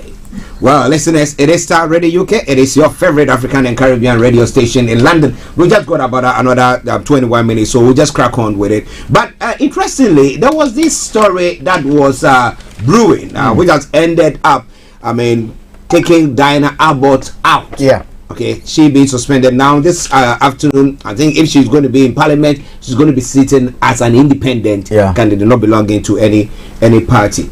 Now, Yomi was talking about the fact that slavery descendants, they're talking about reparations there. People are talking about the fact that they should apologize. So you apologize, then you reparate. But Diana Abbott made a statement. I've been pondering over it. Yeah. And if we go out on the streets now, let me put it this way, a black person. Yeah. When I say a black, I mean a black. I'm not talking about an Asian person. No, a black person. And let me put an Asian person there. Yeah. And let me put a Jew. And let me put a Caucasian there. Now, these four people that I've mentioned, who do you think at the moment is suffering what do you call it? Racism. Okay. Archie, the subject that the woman raised is something that we discuss in our private lives. And I am in no doubt that either her editors did not do the right work. Because Archie, until recently, when you talk of race, the Jewish are not considered as a different race. Yeah. That is a fact. Yeah. The Jewish until recently were considered Caucasians. Were not considered as a different race. The other thing that I see that has happened, hatred has now been termed that anyone who has been a victim or who is a victim or has been victimized historically before must fall along the lines of discrimination, systemic discrimination that we witness in this country. Racism has nothing. Racism is not only about what the Jewish suffered or how we were brought here, for which we are now talking about reparation and other things. Let's look at this system. Who are those most likely to experience racism, like you said? A Jewish person is not going to be moving and they're going to call him a monkey. Nope. They're not going to call him a black monkey, because for all you know, they are not Jewish monkeys. Yeah. There's a white monkey for which all the whites, including the Jewish, are, Mm-hmm. and there are black monkeys for which all of us are. Even the Indians, the brown monkeys, they can be. They can. Now, I've always maintained that, look, even if it comes to racism, the experience of the black Americans, how they experience racism, is different from how Frank look at racism. Yeah. Because at the end of the day, I have the benefit of looking at tribalism. Yeah. In our own backyard, Yeah. the Tutsis and the Hutus, and the Yorubas and the Igbos, the Hausas and others, the Ambazonians, again the Francophonian, whatever you call them. So, taking that from behind, knowing that even in Ghana, we do have these tribal tensions, I look at racism from a different angle. Because when you call me black monkey and other, look, my own Ashanti or my own Ewe, my own this thing, do not like me just because my mother tongue is different. Yeah. How much more mother tongue and color be different? Because if you look at our tribalism, the only thing that is different is mother tongue. Yeah. Yeah. Where we hail from. Yeah. Geographically, where we claim to come from. But we sometimes exhibit systematic tribalism within our folks. So when you come here, the way you perceive or the way you take racism on, for me, I look at it as most the same thing that happens wherever I live. But you see, Archie, in Africa, although tribalism might exist, when you go to workplace, you might say, oh, you go in Ghana, for instance, we had a situation where they said the military was being purged and being planted with a lot of airways and other things, and that was Rawlings, one charge against Rawlings, right? As we speak now, a canonization of Ghana is taking place to a point where everywhere you go, they want you to speak their Kan language. Okay, yes. Even airport, when you are there, the first point of call is a Kan. As if you speak that, then that means that you are a Ghanaian. That's it. People now equate being a Ghanaian to your ability to speak Twi. Wow. Are you getting me? So we look at this racism and different. What Don Abbott was trying to do, in my view, I'm not justifying what he said, because she should know. Someone who has been an ex-home secretary, you should have known that, look, the definition of racism and how we perceive it has moved over the years. It's just like the way we used to have LGBT, lesbian, gays, and bisexuals, right? Now we have lesbian, gays, and queer, plus. Where the plus is an ending a mutation of human beings that might come and will not identify themselves as being straight men and straight women. So that's a plus. So it can carry on mutating. It's just like a virus that has got an IA that has got its own brains. Today it decided to move Amiemba. It decided to move here is plus. It decided to move here plus. That is what I believe. What she was trying to say is that, look, when we talk of racism, when we talk of the kind of racism I, Dan Abbott, have experienced, knowing where I live, not too far from Stanford, the headquarters of the Jewish.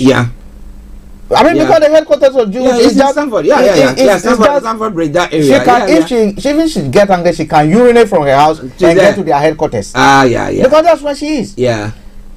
That kind of discrimination, systematic racism, and other things, they have no experience it.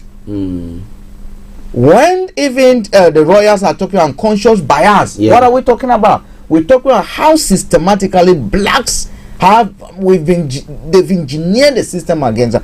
For me, that is what she was pointing at. But you see, communicating is also another thing. People look at it as, well, she shouldn't have mentioned, in my view, she could have made a point and say other tribes or other race. Because now the races are becoming more Irish and Irish. They are different races. Because she spoke about the traveller community. The traveller. The Pikes. So the Irish are now claiming to be different race. So now the definition of a race is different. Hausas will soon call themselves race.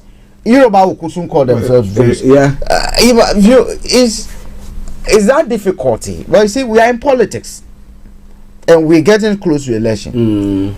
Anything that will hype tensions is going to be drummed up. Yeah. Keir Starmer is saying that he has a chance to become a prime minister. Yeah. And nothing that is going to come.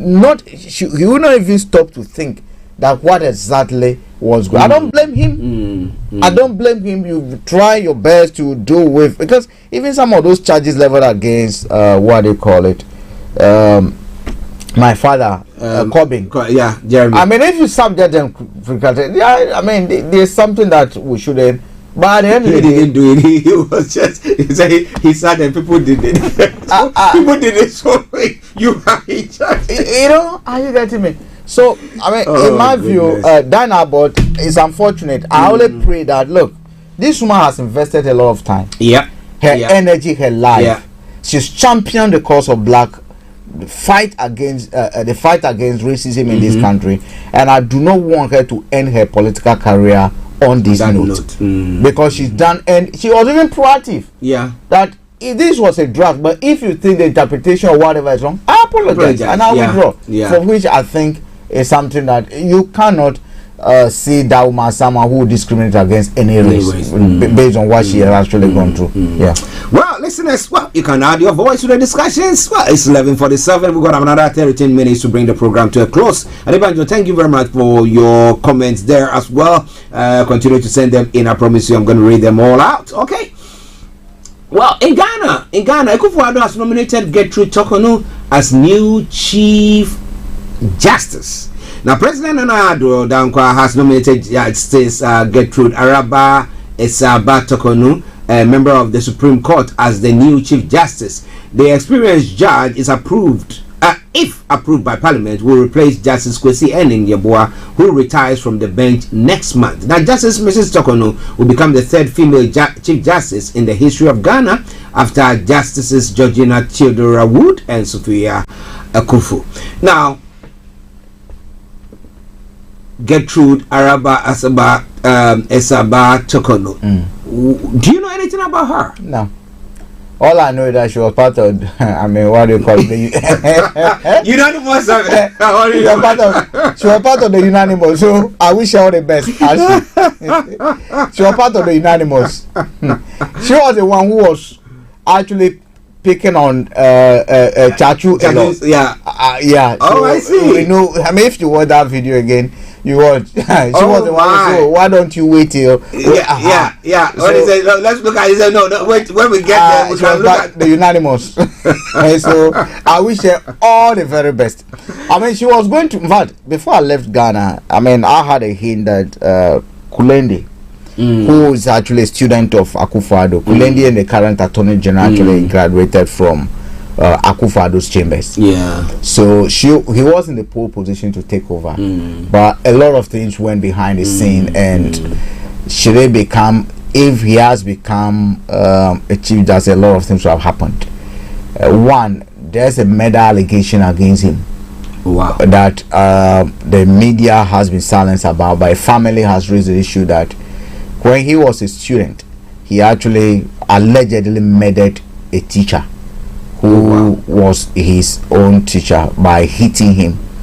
And Ambrose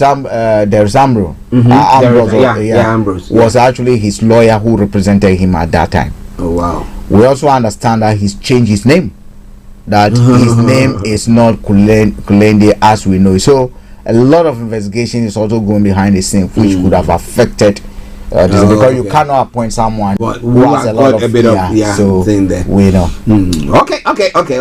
The minority leader in Parliament, Dr. Kessel Atufosin, says a damning and revealing report on illegal mining, authored by former Minister of Environment, Science and Technology and Innovation, Professor Kwabena Frimpong Boateng, calls for a national probe. Now, what have you learned about this statement? Because we know that he made a few statements earlier on talking about all these earth-moving machines, where they were alluding that he had overseen them being sold to people or being distributed. And he's come out to say, no, I didn't. They said that they are taking it, but even I didn't see some of them. So what do you know about it? Actually, in the first place, Frimpong Boateng is a hypocrite, number one. Why? I have no sympathy for him. I respect him for who he is. I applaud what he's doing now, but I think he's left it too late. if there's anything at all from 2001 to 2003 where we are now, if he had spoken out when he was there, a lot of action could have been taken. Because he wrote this report, submitted it in 2001, we're in 2003. Prior to that, he was appointed in 2019 as a head of that. If you observed all this, and why did you keep quiet? Could you have done something to stop, probe, or do something about it? So for me, on that score, he scored 0. You do not tell me that you only get out of the situation and start talking. You are a respected man, someone who we all hold in high esteem.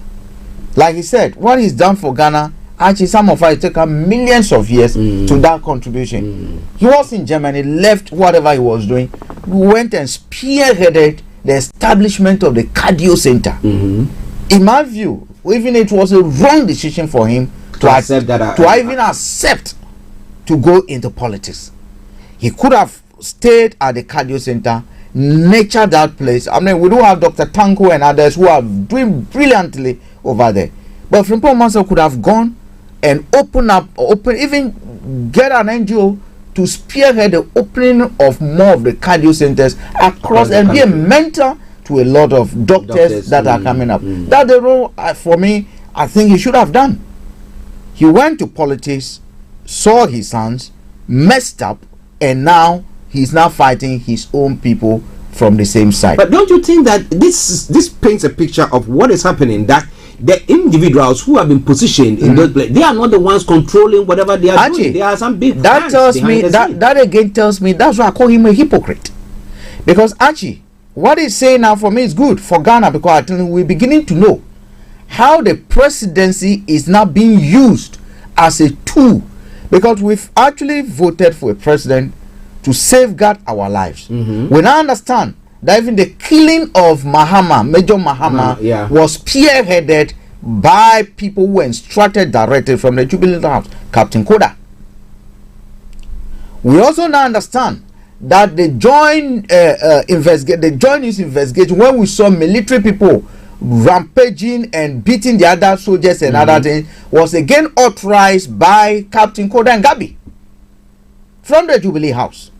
The question I then ask is, if you have a Kwesi audio, there was an audio that came out, a publication, I have it on this. A Kwesi was saying, look, doctor or professor is not the one involved. He knows about it, but he was not the one who authorized the people to go to that land. But Gabi again, them came.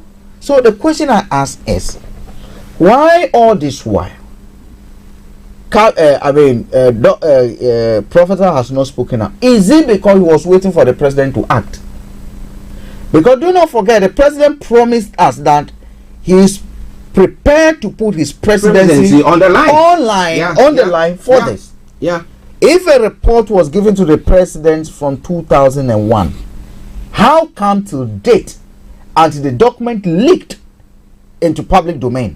Because it was media that leaked the document, and then there was a news item whether Gabi and others wanted to know if Frimpong Boateng confirm it that yes, whatever they say, they've looked at the script, whatever Kevin said, everything that he's saying is part of his report. It's genuine, and that's why the battle started.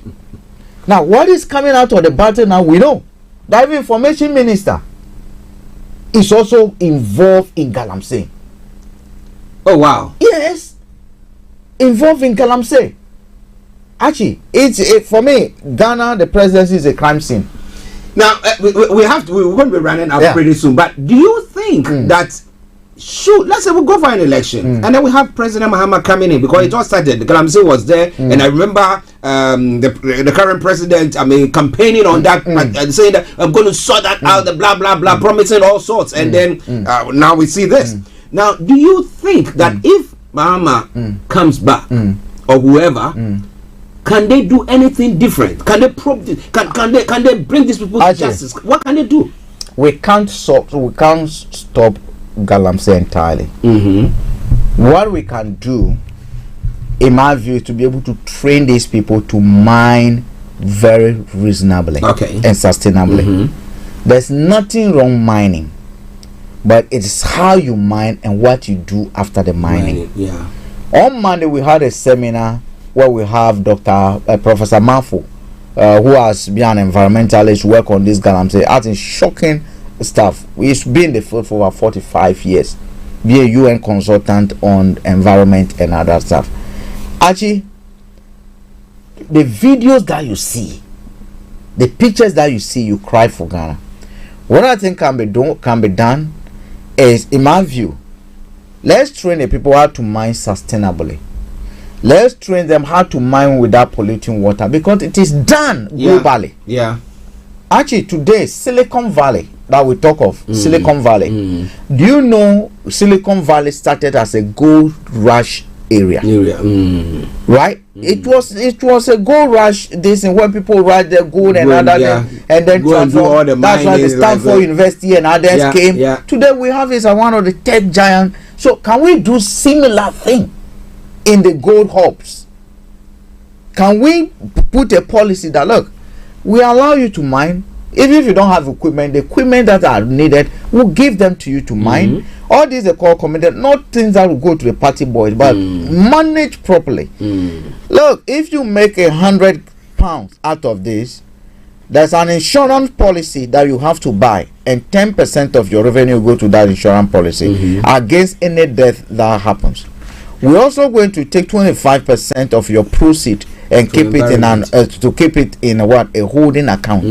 And we give you, if it is this concession that we are mining on, let's make sure that once you finish, you claim the land. If you don't do within 12 months, we'll use that money. If you do it, we'll refund, we'll give you that money. We must put so that people know that, look, for me, it's expensive to mine, but I have to do something to be able to restore the environment. If we can do that, and I do believe conversation are ongoing about sustainable mining, because all of the actually there are about 1.something million people involved. And you look at the revenue that it brings. I mean, though they don't capture it the way it's supposed to, but we know that they're making lots of money. They're making a lot of money. Look, Switzerland the other time was reporting that they imported about 7 million worth of gold from Ghana. Ghana is reporting that they only is it million or billion? Yeah, from Ghana also reporting they only got about 4 billion. So the question is where the other going, and that's only Switzerland. That's only Switzerland. If our total airports is about 4 billion, and they are saying they bought. How about Iran? How about Dubai? And all those the Chinese and someone is even telling us that they take 40 million worth of a month out of the country. So where about that? Actually, what we've seen over here, I keep on saying, we did not understand Akufo-Addo when say yetisikasu na so come here. All that is it. We are sitting on the gold. We are sitting on gold and we are hungry. That's why we see the presidency leading the galamsey to a point where Akufo-Addo's own garden was dug out. He said he's not going to need garden. There's no galamsey going on in his backyard. Archie, if you put Akufo-Addo and you put Professor from Portman Edison, I'll from Professor's word, I can take it to market. Akufo-Addo's, I might not even get a tea through. Oh my. Wow. Listeners, we'll have to bring the program to a close. But we want to say thank you very much to each and every one of you who tuned in today to listen to us. We'll be coming your way tomorrow with another edition of the morning show. But as we did announce this morning, yes, exactly at 18 hours BST, yes, same time as Nigeria, that is 6 o'clock at 6 p.m. Yes, Niger Voices will be coming your way with Miss Olayomi Koiki. So make a date with them. But again, this afternoon there's going to be lots of music. But let's talk when the DJs take over after the PM kill. So on that note, from me and Frank, we say have a lovely day and see you all tomorrow. Bye bye for now.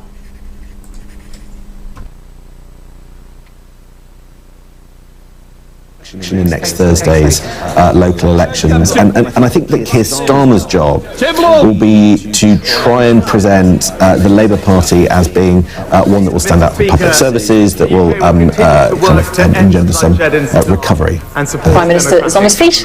Let's listen in. We've begun a large-scale evacuation of British nationals, and I pay tribute to all those carrying out this complex operation. Mr. Speaker, this morning I had meetings with ministerial colleagues and others. In addition to my duties in this House, I shall have further such meetings later today. Mr. Speaker, yesterday the opposition grabbed a crude headline about teaching boys to have respect for women, an important issue, I'm sure the Prime Minister will agree. But, given that the Leader of the Opposition apparently doesn't know what a woman is, that he won't stand up to defend women in his own party, voicing views on women's rights, and according to his own front bench, failed to prosecute rapists when he was in charge as DPP. Does my right honourable friend think that the Labour Party are in any position to teach anyone about respect for women? And is the irony dead? I'm going to bring the Price in, but in fairness, these are responsibility for the answer to the opposition, but Prime Minister. Mr. Speaker, my honourable friend is absolutely right. The leader of the opposition's record on women is questionable at best, Mr. Speaker. And before Labour do start preaching about this issue, they should work out the answer to one very simple question. I'm certain what a woman is he? We now come to the Leader of the Opposition, Keir Starr. Mr. Speaker, can I join the Prime Minister in paying tribute to the brave British personnel involved in the evacuation effort from Sudan? The government must do everything in its power to urgently evacuate UK nationals still trapped in Sudan. Mr. Speaker, yesterday George Osborne said that the Tory party's handling of the economy makes them vandals. He's right, isn't he? Prime Minister. Well, Mr. Speaker, while we're in the business of quoting former chancellors and shadow chancellors, I don't know if he saw the remarks from a former Labour shadow chancellor yesterday, who said our country had faced 4 once-in-a-century shocks, threats to our economy, and the fact that we've come through it is a triumph, Mr. Speaker. Well, that former Chancellor not only said there were a bunch of Tory vandals, he also said there was a self-induced financial crisis on the country. That's those vandals. And they like to pretend that it was all just 1 week of madness last autumn. But the truth is, it's been 13 years of failure. Real wages, the money in people's pockets, have fallen by £1,600 per household. £1,600. The Prime Minister's response? To impose 24 Tory tax rises in 3 years. 24. How on earth does he think his low-growth, high-tax economy is working for working people? Prime Minister. Mr. Speaker, because of the action that we've taken on the national living wage at record levels, on pension, on universal credit, and the generous cost of living payments, just yesterday, Mr. Speaker, almost 8 million households receiving direct support from this Conservative government. We are supporting working people. But just this week, Mr. Speaker, in the other place, we've seen his party side with protesters and with picketers. He should actually try backing working people. People are £1,600 worse off. Mr. Speaker, I'm genuinely fascinated to know, does he really think that everything's fine, or is he just clueless about life outside of his bubble? Mr. Speaker, because of the actions that we have taken, well, let's just go over it. A single mother working full-time on the national living wage this year will get £1,300 more support from this government. A working couple on low income with 2 children will get £1,800, Mr. Speaker. That's what delivering for working Britain looks like. But if he has any actual ideas for the economy, he should say so, because all I hear from the party opposite, it's more spending, more borrowing, higher inflation, higher interest rates. It's the same old Labour Party. This is Mr. 24 tax rises. I've never heard anything so out of touch as the answer that he has just given.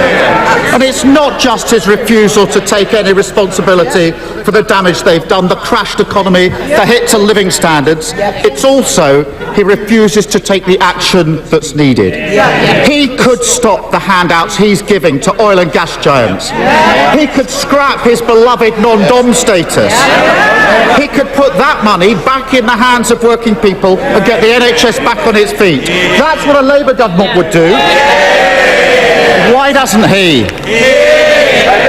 Mr. Speaker, the record was clear. Look at it right now. Record numbers of people in work, Mr. Speaker. Record numbers of people in work. Inequality lower. The number of people in poverty lower. Those in low pay, the lowest numbers on record, Mr. Speaker. He talks about this non-dom thing. I think he's already spent the money that he claims he'd raised on 5 different things, Mr. Speaker, because it's the same old Labour Party. They're always running out of other people's money. Mr. Speaker. Order. I had enough last week. I'm certainly not having this continuous noise. So just be aware that somebody will be going for that cup of tea today, Prime Minister. Mr. Speaker, he calls it this non-dom thing. Let's be honest about what his refusal to scrap the non-dom status means. It means that at every possible opportunity he has voted to put taxes up on working people, while at the same time taking every possible opportunity to protect a tax avoidance scheme that helped his own finances. Why is the Prime Minister telling people across the country that their taxes must go up so that his can stay low? Mr. Speaker, the facts are these. The very wealthiest pay more tax and the poorest pay less tax today than under any year of the last Labour government, Mr. Speaker. We've also boosted the national living wage, boosted universal credit and pensioners. But, Mr. Speaker, the rank hypocrisy of it, as we saw last week when it comes to his own special pension scheme. I mean, I said it last week, but I'll say it again. It's literally one law for him and a tax rise for everybody else. Mr. Speaker, here's the difference. I'd scrap his pension giveaway whether it affected me or not.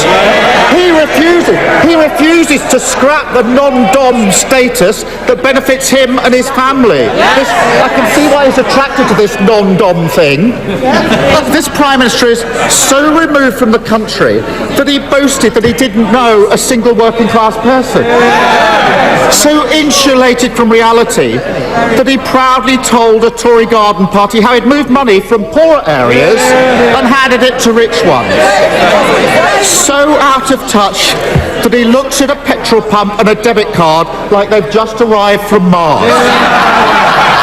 Is it any wonder that he smiles his way through the cost of living crisis while putting other people's taxes up? Is it any wonder he doesn't have a clue how food prices are hammering families across the country? And is it any wonder that under him people are paying more and more and getting less and less? Mr. Speaker, we'll just look at what's happened just in this week, Mr. Speaker, where the Labour Party have put themselves. On Monday, in the other place, they decided to side with extremist protesters. Just yesterday, they sided with polluters, Mr. Speaker.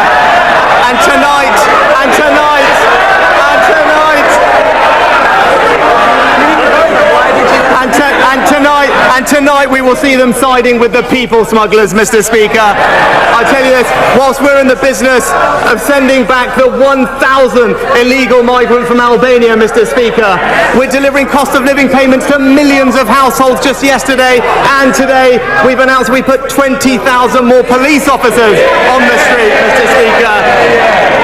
We're siding with the British people, Mr. Speaker. That's what the Conservative government does.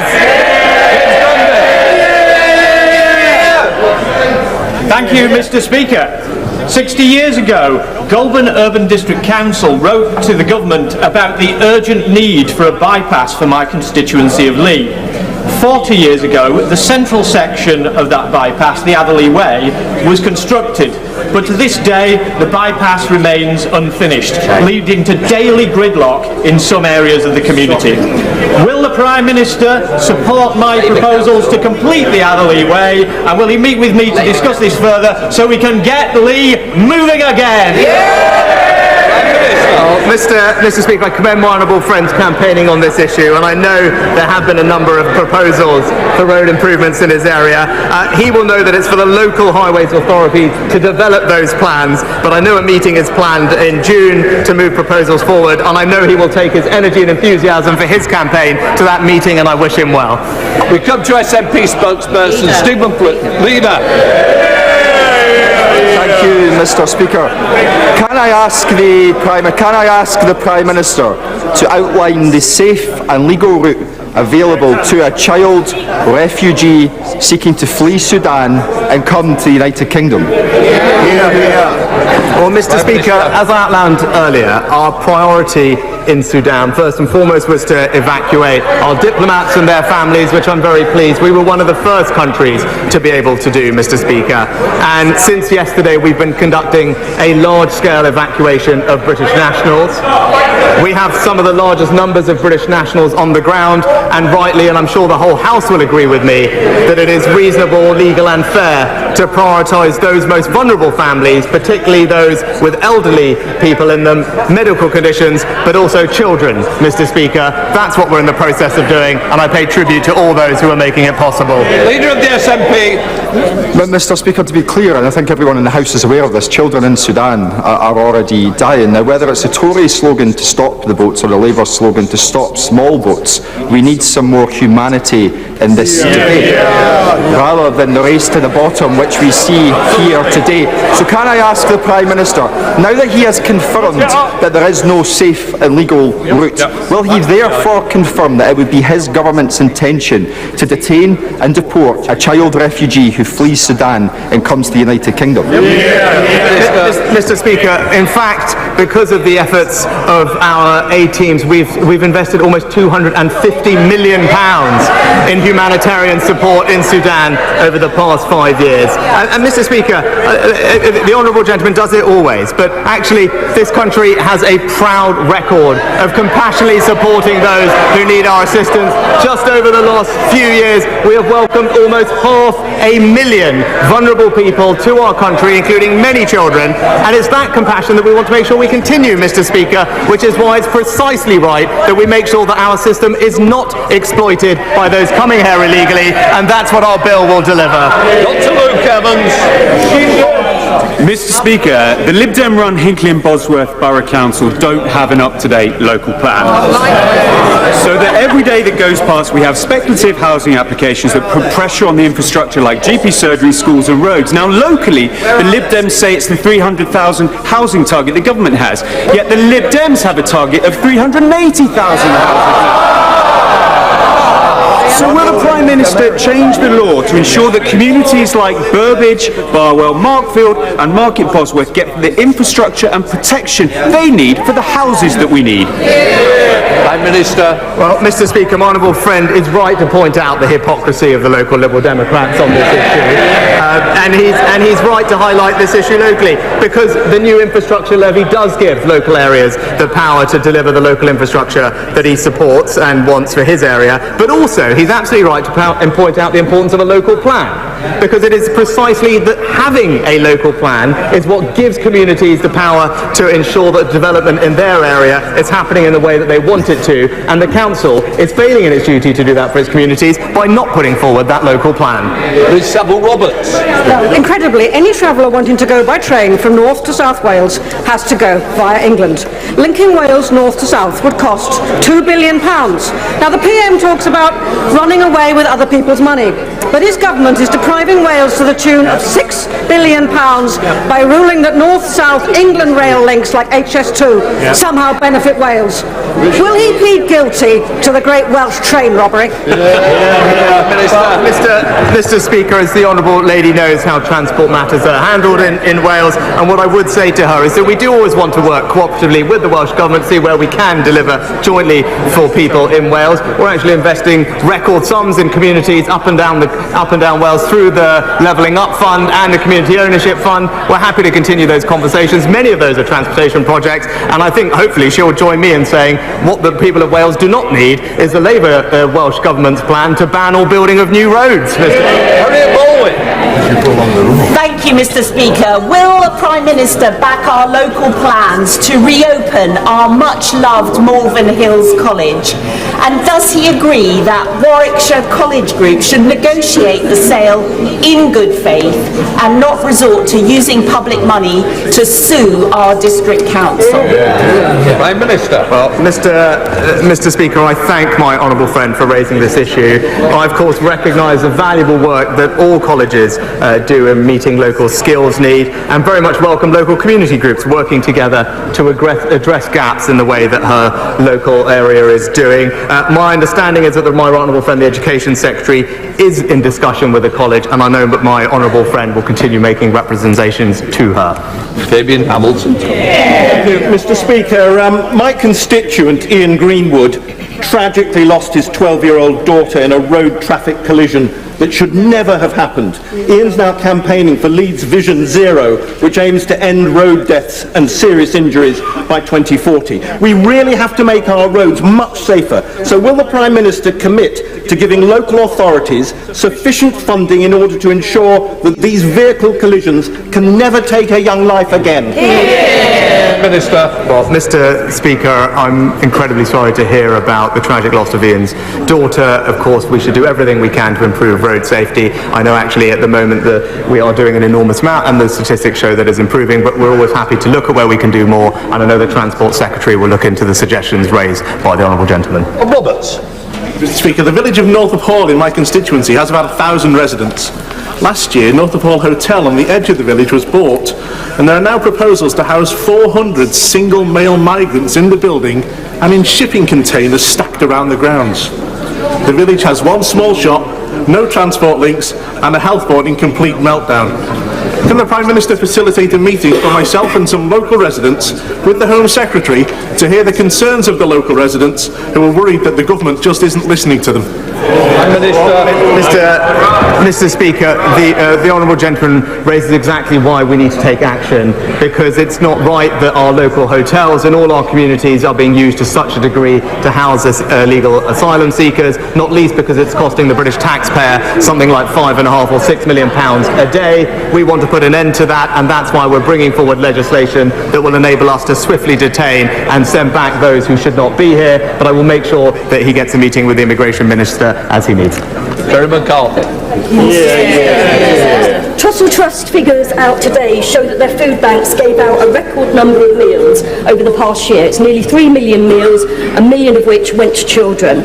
Now, the Prime Minister's fortunate, he's a wealthy man, but all these families want to be able to do is to put food on their table, to be able to feed their own children without having to resort to food banks. Does he think that's too much to ask? Well, Mr. Speaker, as I've said previously, we absolutely do want anyone to have to rely on a food bank, but whilst there are people who do use them, I'm very grateful to all of those who volunteer their time to make sure that they are providing their local communities. We've put substantial provision in place, not least infant free school meals and broader free school meals, which are helping almost 2 million children, but also last year the investment in the Holiday Activity and Food Programme, which provides not just food but also activities outside of term time, and we'll continue to do everything we can to help those in low pay, which is why we're raising the national living wage to record levels, and I'm pleased to say that those living in poverty today is 2 million lower than when we first came into office. Thank you, Mr. Speaker. Mr. Speaker, e-cigarettes were introduced as a stop smoking device with a remarkably cheap, brightly coloured vapes with flavours such as unicorn milkshake, bubble gum and green gummy bear have proved remarkably attractive to children, hooking them on a lifetime of potentially harmful nicotine addiction. Will my honourable friend meet with me to talk about how work across government departments can help to stop our children becoming hooked on vapes? And will he back my 10-minute rule bill to ban disposable vapes? Prime Minister. Can I commend my honourable friend for her work in this area?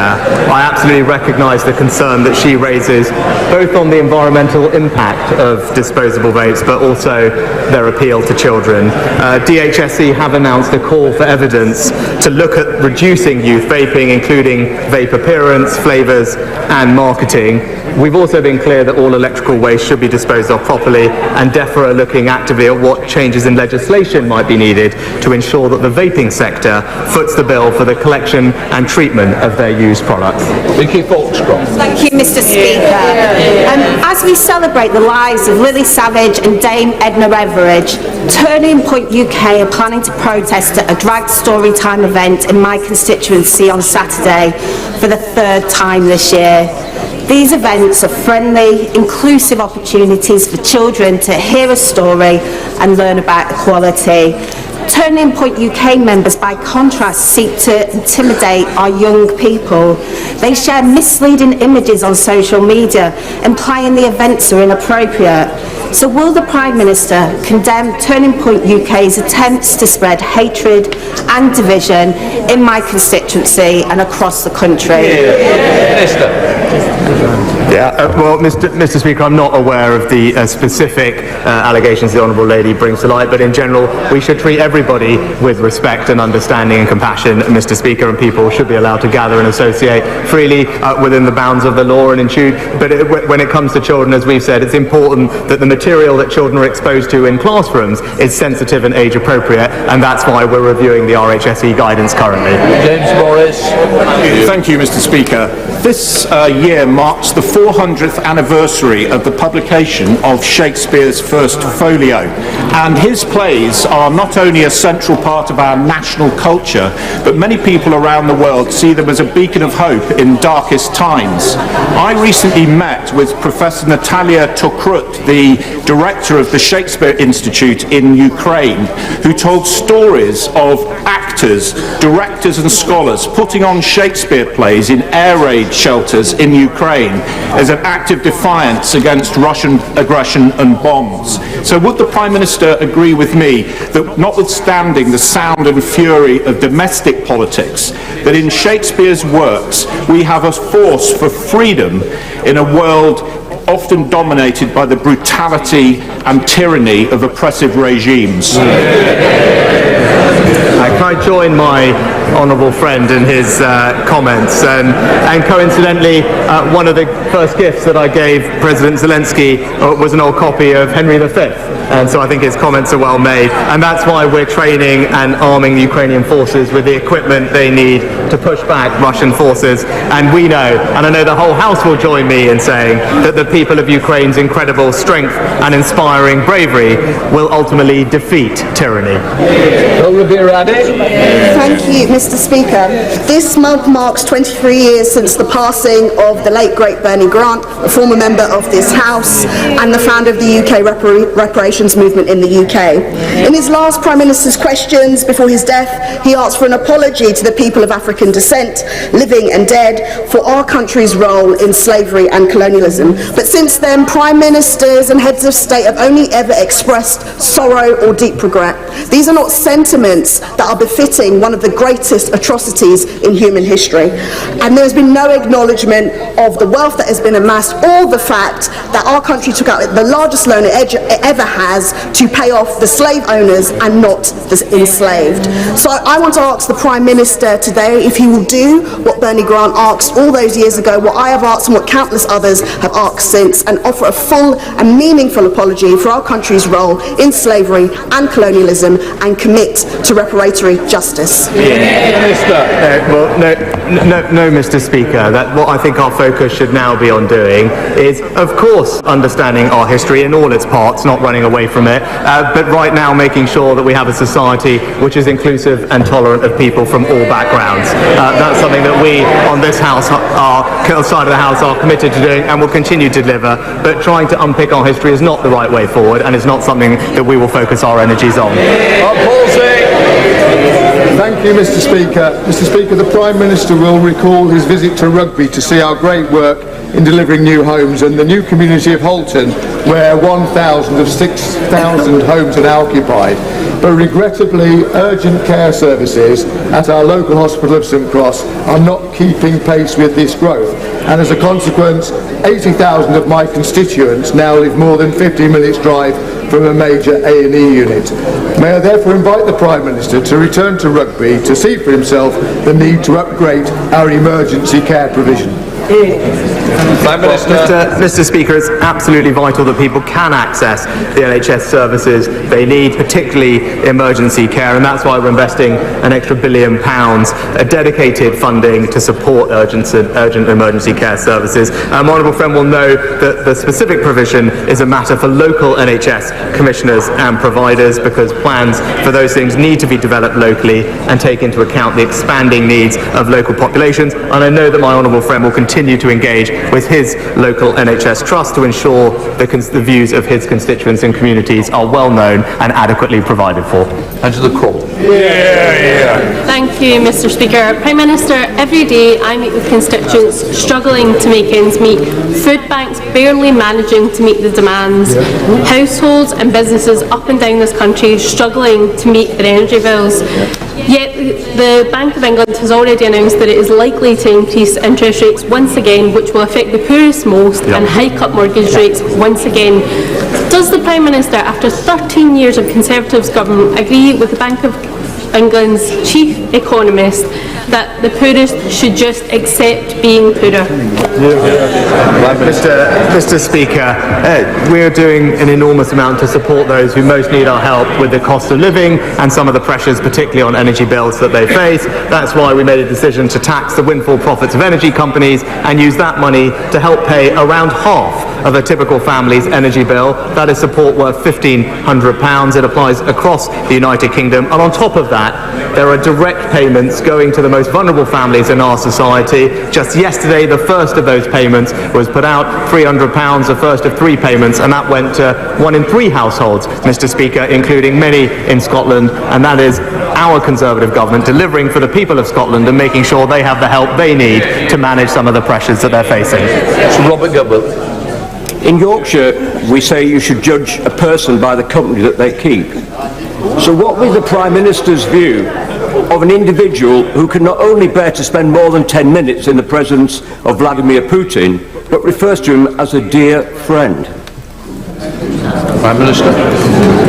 Well, Mr. Speaker, I think our views on President Putin are well known. His illegal war in Ukraine has caused untold misery for many people. It's caused a humanitarian crisis and is still ongoing in defiance of international condemnation and sanction. Mr. Speaker, we will do everything we can to bring those responsible for war crimes to justice, continue to support Ukraine militarily, and make sure that we can support them all the way to victory, Mr. Speaker. And I know that the whole House is united in wanting that outcome. Sir George Howard. Thank you, Mr. Speaker. Given the chronic lack of capacity in the NHS, the Prime Minister will be aware that community pharmacies can help deal with minor illnesses. But there is a problem. On average, 10 pharmacies close every month in England. Will he take urgent action to prevent further closures and commission a properly funded pharmacy first service for minor illnesses? Mr. Speaker, a rare agreement between the honourable gentleman and myself that I am a wholehearted champion and believer in the role that community pharmacists can play, and we want to make sure that they can do everything to ease some of the pressures in primary care. It's something that we're actively talking to the sector about. We'll always continue to do everything we can to support community pharmacies. I know firsthand how respected they are in their communities, and I think they can do more for us over time. Sarah Atherton.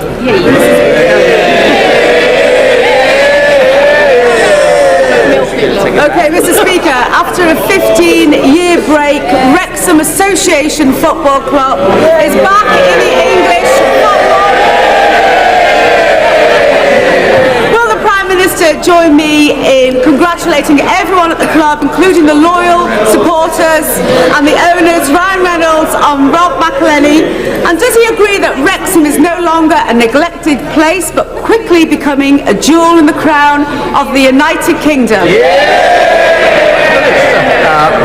Mr. Speaker, can I join my honourable friend in congratulating everyone at Wrexham, from the owners to the players to supporters and everyone in the community. It's been an incredible ride. We've all enjoyed watching them, and we wish them every future success, Mr. Speaker. And I join with her in saying they are indeed a jewel in the crown, and she deserves enormous credit for championing them in this place.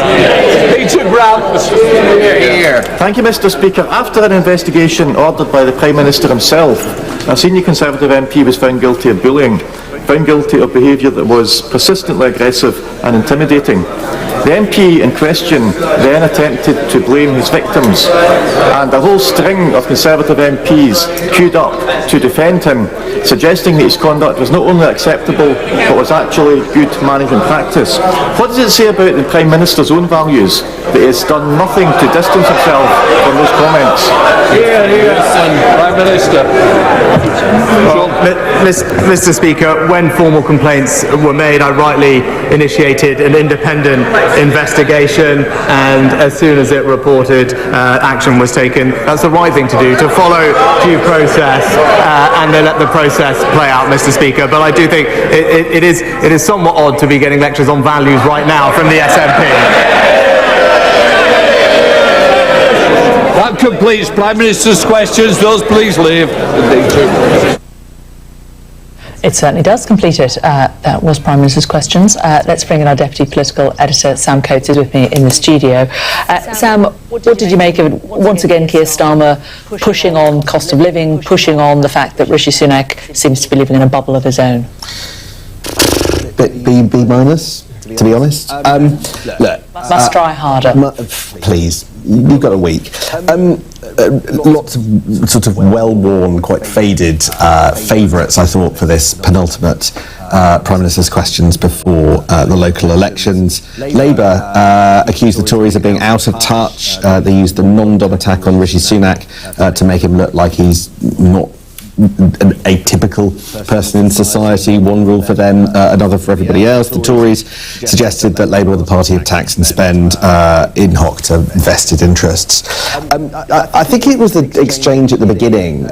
You know, what you had there was Rishi Sunak talking about people being 1,600 quid worse off. You had Rishi Sunak, Keir Starmer was saying that people were 1,600 quid worse off as a result of the cost of living squeeze. Rishi Sunak was talking about the 8 million households that are receiving support from the government. Now, the first thing to say about that exchange is, I think voters and viewers at home will make their own determination whether or not they feel squeezed and whether or not they think that the government is giving them enough assistance. So I always think those exchanges are slightly pointless, because there's no point throwing figures around. People will know their own circumstance. But there is a bigger, I think, quite interesting political conundrum for the Labour Party, because, you know, it is interesting that we're in the territory where it is a Conservative Prime Minister, a Conservative Prime Minister who's economically on the right of the party, who's able to point to financial intervention, you know, money in the pockets of 8 million people. Now, there are some in the Tory movement who sort of say this government is Conservative government is almost socialist in doing that. But the political consequence of all of that is it squeezes the space for Labour. How does Labour present a path of its own when the Conservatives are doing so many things involving, you know, activating and using the power of the state to try and cushion the blow for many people? What space does that leave for the Labour Party? And we saw questions again towards the end there about Hugh Pell from the Bank of England's economist, who has today said we all just need to accept that we're going to be worse off. And it just gives the Prime Minister an opportunity to list the schemes that they have brought in. Which will work if people think that those schemes are helping them, but if Labour, they haven't, I think they would, many of them privately concede they haven't quite done so yet, present a path that suggests that there is a likelihood of more growth and sharing the proceeds of growth under a future Labour government, then that path might be better off. They might be better off under that path, but I didn't feel we were quite there yet under Labour, and I don't quite think that I think that people will make up their own mind rather than necessarily listening to politicians telling them to be grateful, which is never a tactic that works particularly. One thing in Prime Minister's questions did stand out. Bel Ribera Abdi saying that Rishi Sunak should apologise for for some of the effectively some of the sort of slavery that's intertwined with the history of this country. Rishi Sunak declining to do that. I think that's very true to the way that Rishi Sunak has approached some of these issues. He regards them as cultural issues, but he doesn't lead into a sort of trend towards apologising for things that happened in the past. What's interesting about that is now that issue will circle back and hit Keir Starmer. It'll be interesting to how he deals with issues like historic slavery. You just saw a massive apology across many days in The Guardian for some of their quite distant links to relying on the proceeds of the slave trade at a formative point in their founding. The question for Keir Starmer is, does he agree with that kind of approach, as clearly some of his MPs want he does, or does he take the sort of hard line of Sunak and just say he's not going to apologise for the past? And also, just towards the end there, a question about bullying and Dominic Raab. The Prime Minister sort of really escaped a real drubbing over Dominic Raab, and I suppose due to the timing, the fact that it was, the report came out on Thursday and we got the decision on Friday. But I was quite surprised that Keir Starmer didn't go more on that and didn't capitalise on the fact that Dominic Raab resigned rather than being sacked.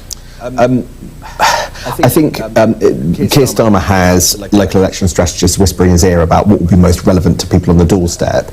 But you're right, and that touches on one of the most fascinating things of the politics of the last 5 days, which is that it hasn't felt to me like the opposition has managed to turn the Dominic Raab resignation into a weapon that they've been able to particularly beat this government over. It is that the resignation of Dominic Raab sort of crumbled into this discussion about appropriate standards of behaviour in the workplace and the role of the civil service and whether or not there are some who were just a bit too active in trying to oust Dominic Raab. Given that we lost the Deputy Prime Minister on Friday, the sort of handling was about at the least bad end of the spectrum that it possibly could have been, and I think Labour did not achieve the ability to, as it were, make the government feel like it was a sort of toxic, crumbling affair 13 years from the first moment the Conservative walked in to Downing Street. They don't seem to have landed the idea that this is particularly damaging, and it's interesting and worth unpicking why that's the case. And you mentioned it earlier, but next week, the last one before the local elections, it will be a key one. But do you think that either the Prime Minister or Keir Starmer think that actually a lot of voters are actually watching Prime Minister's questions? Lots of people watch Sky News, Jane, and I think that will be uppermost in their mind.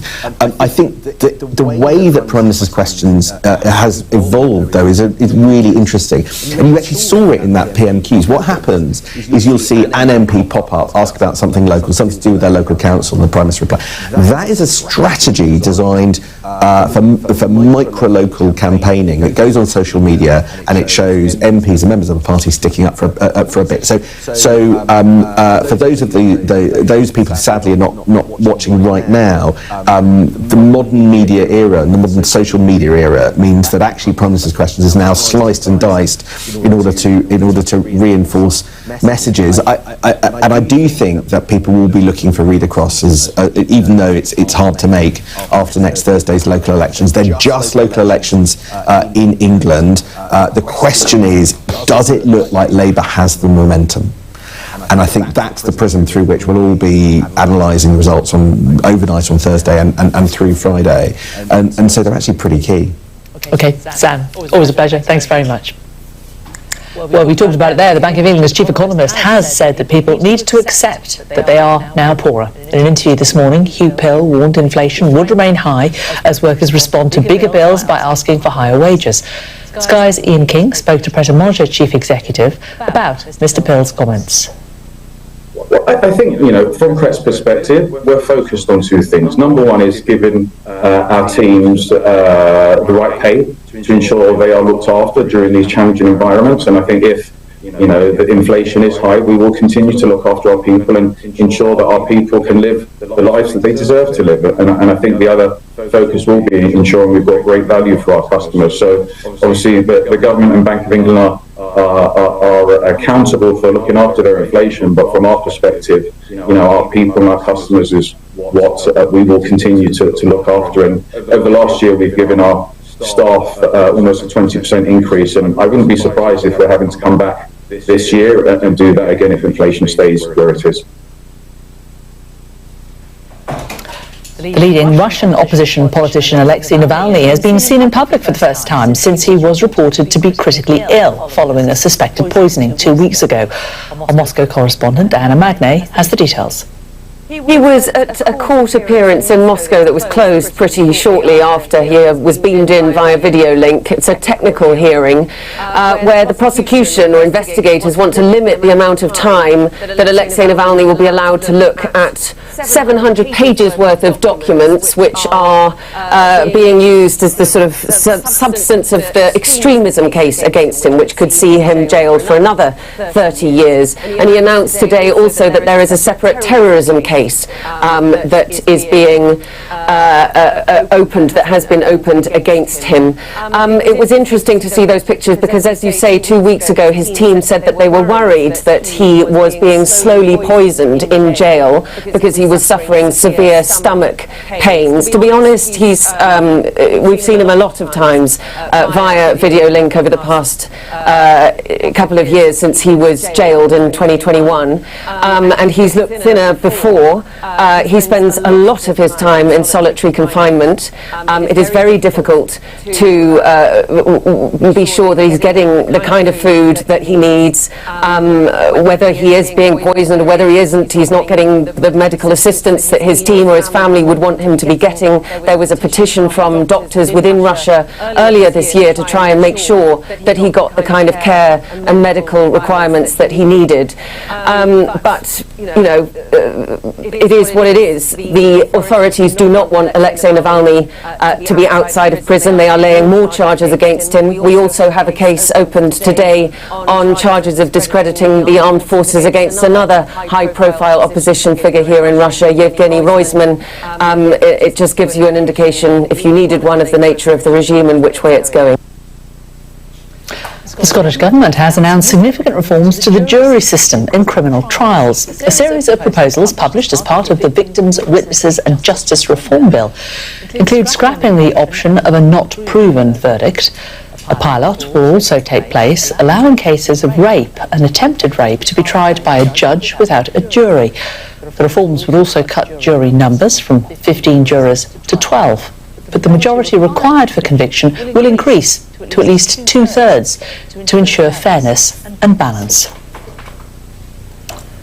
This is Sky News. Coming up next, forecasters predict a week of record-breaking temperatures across Spain.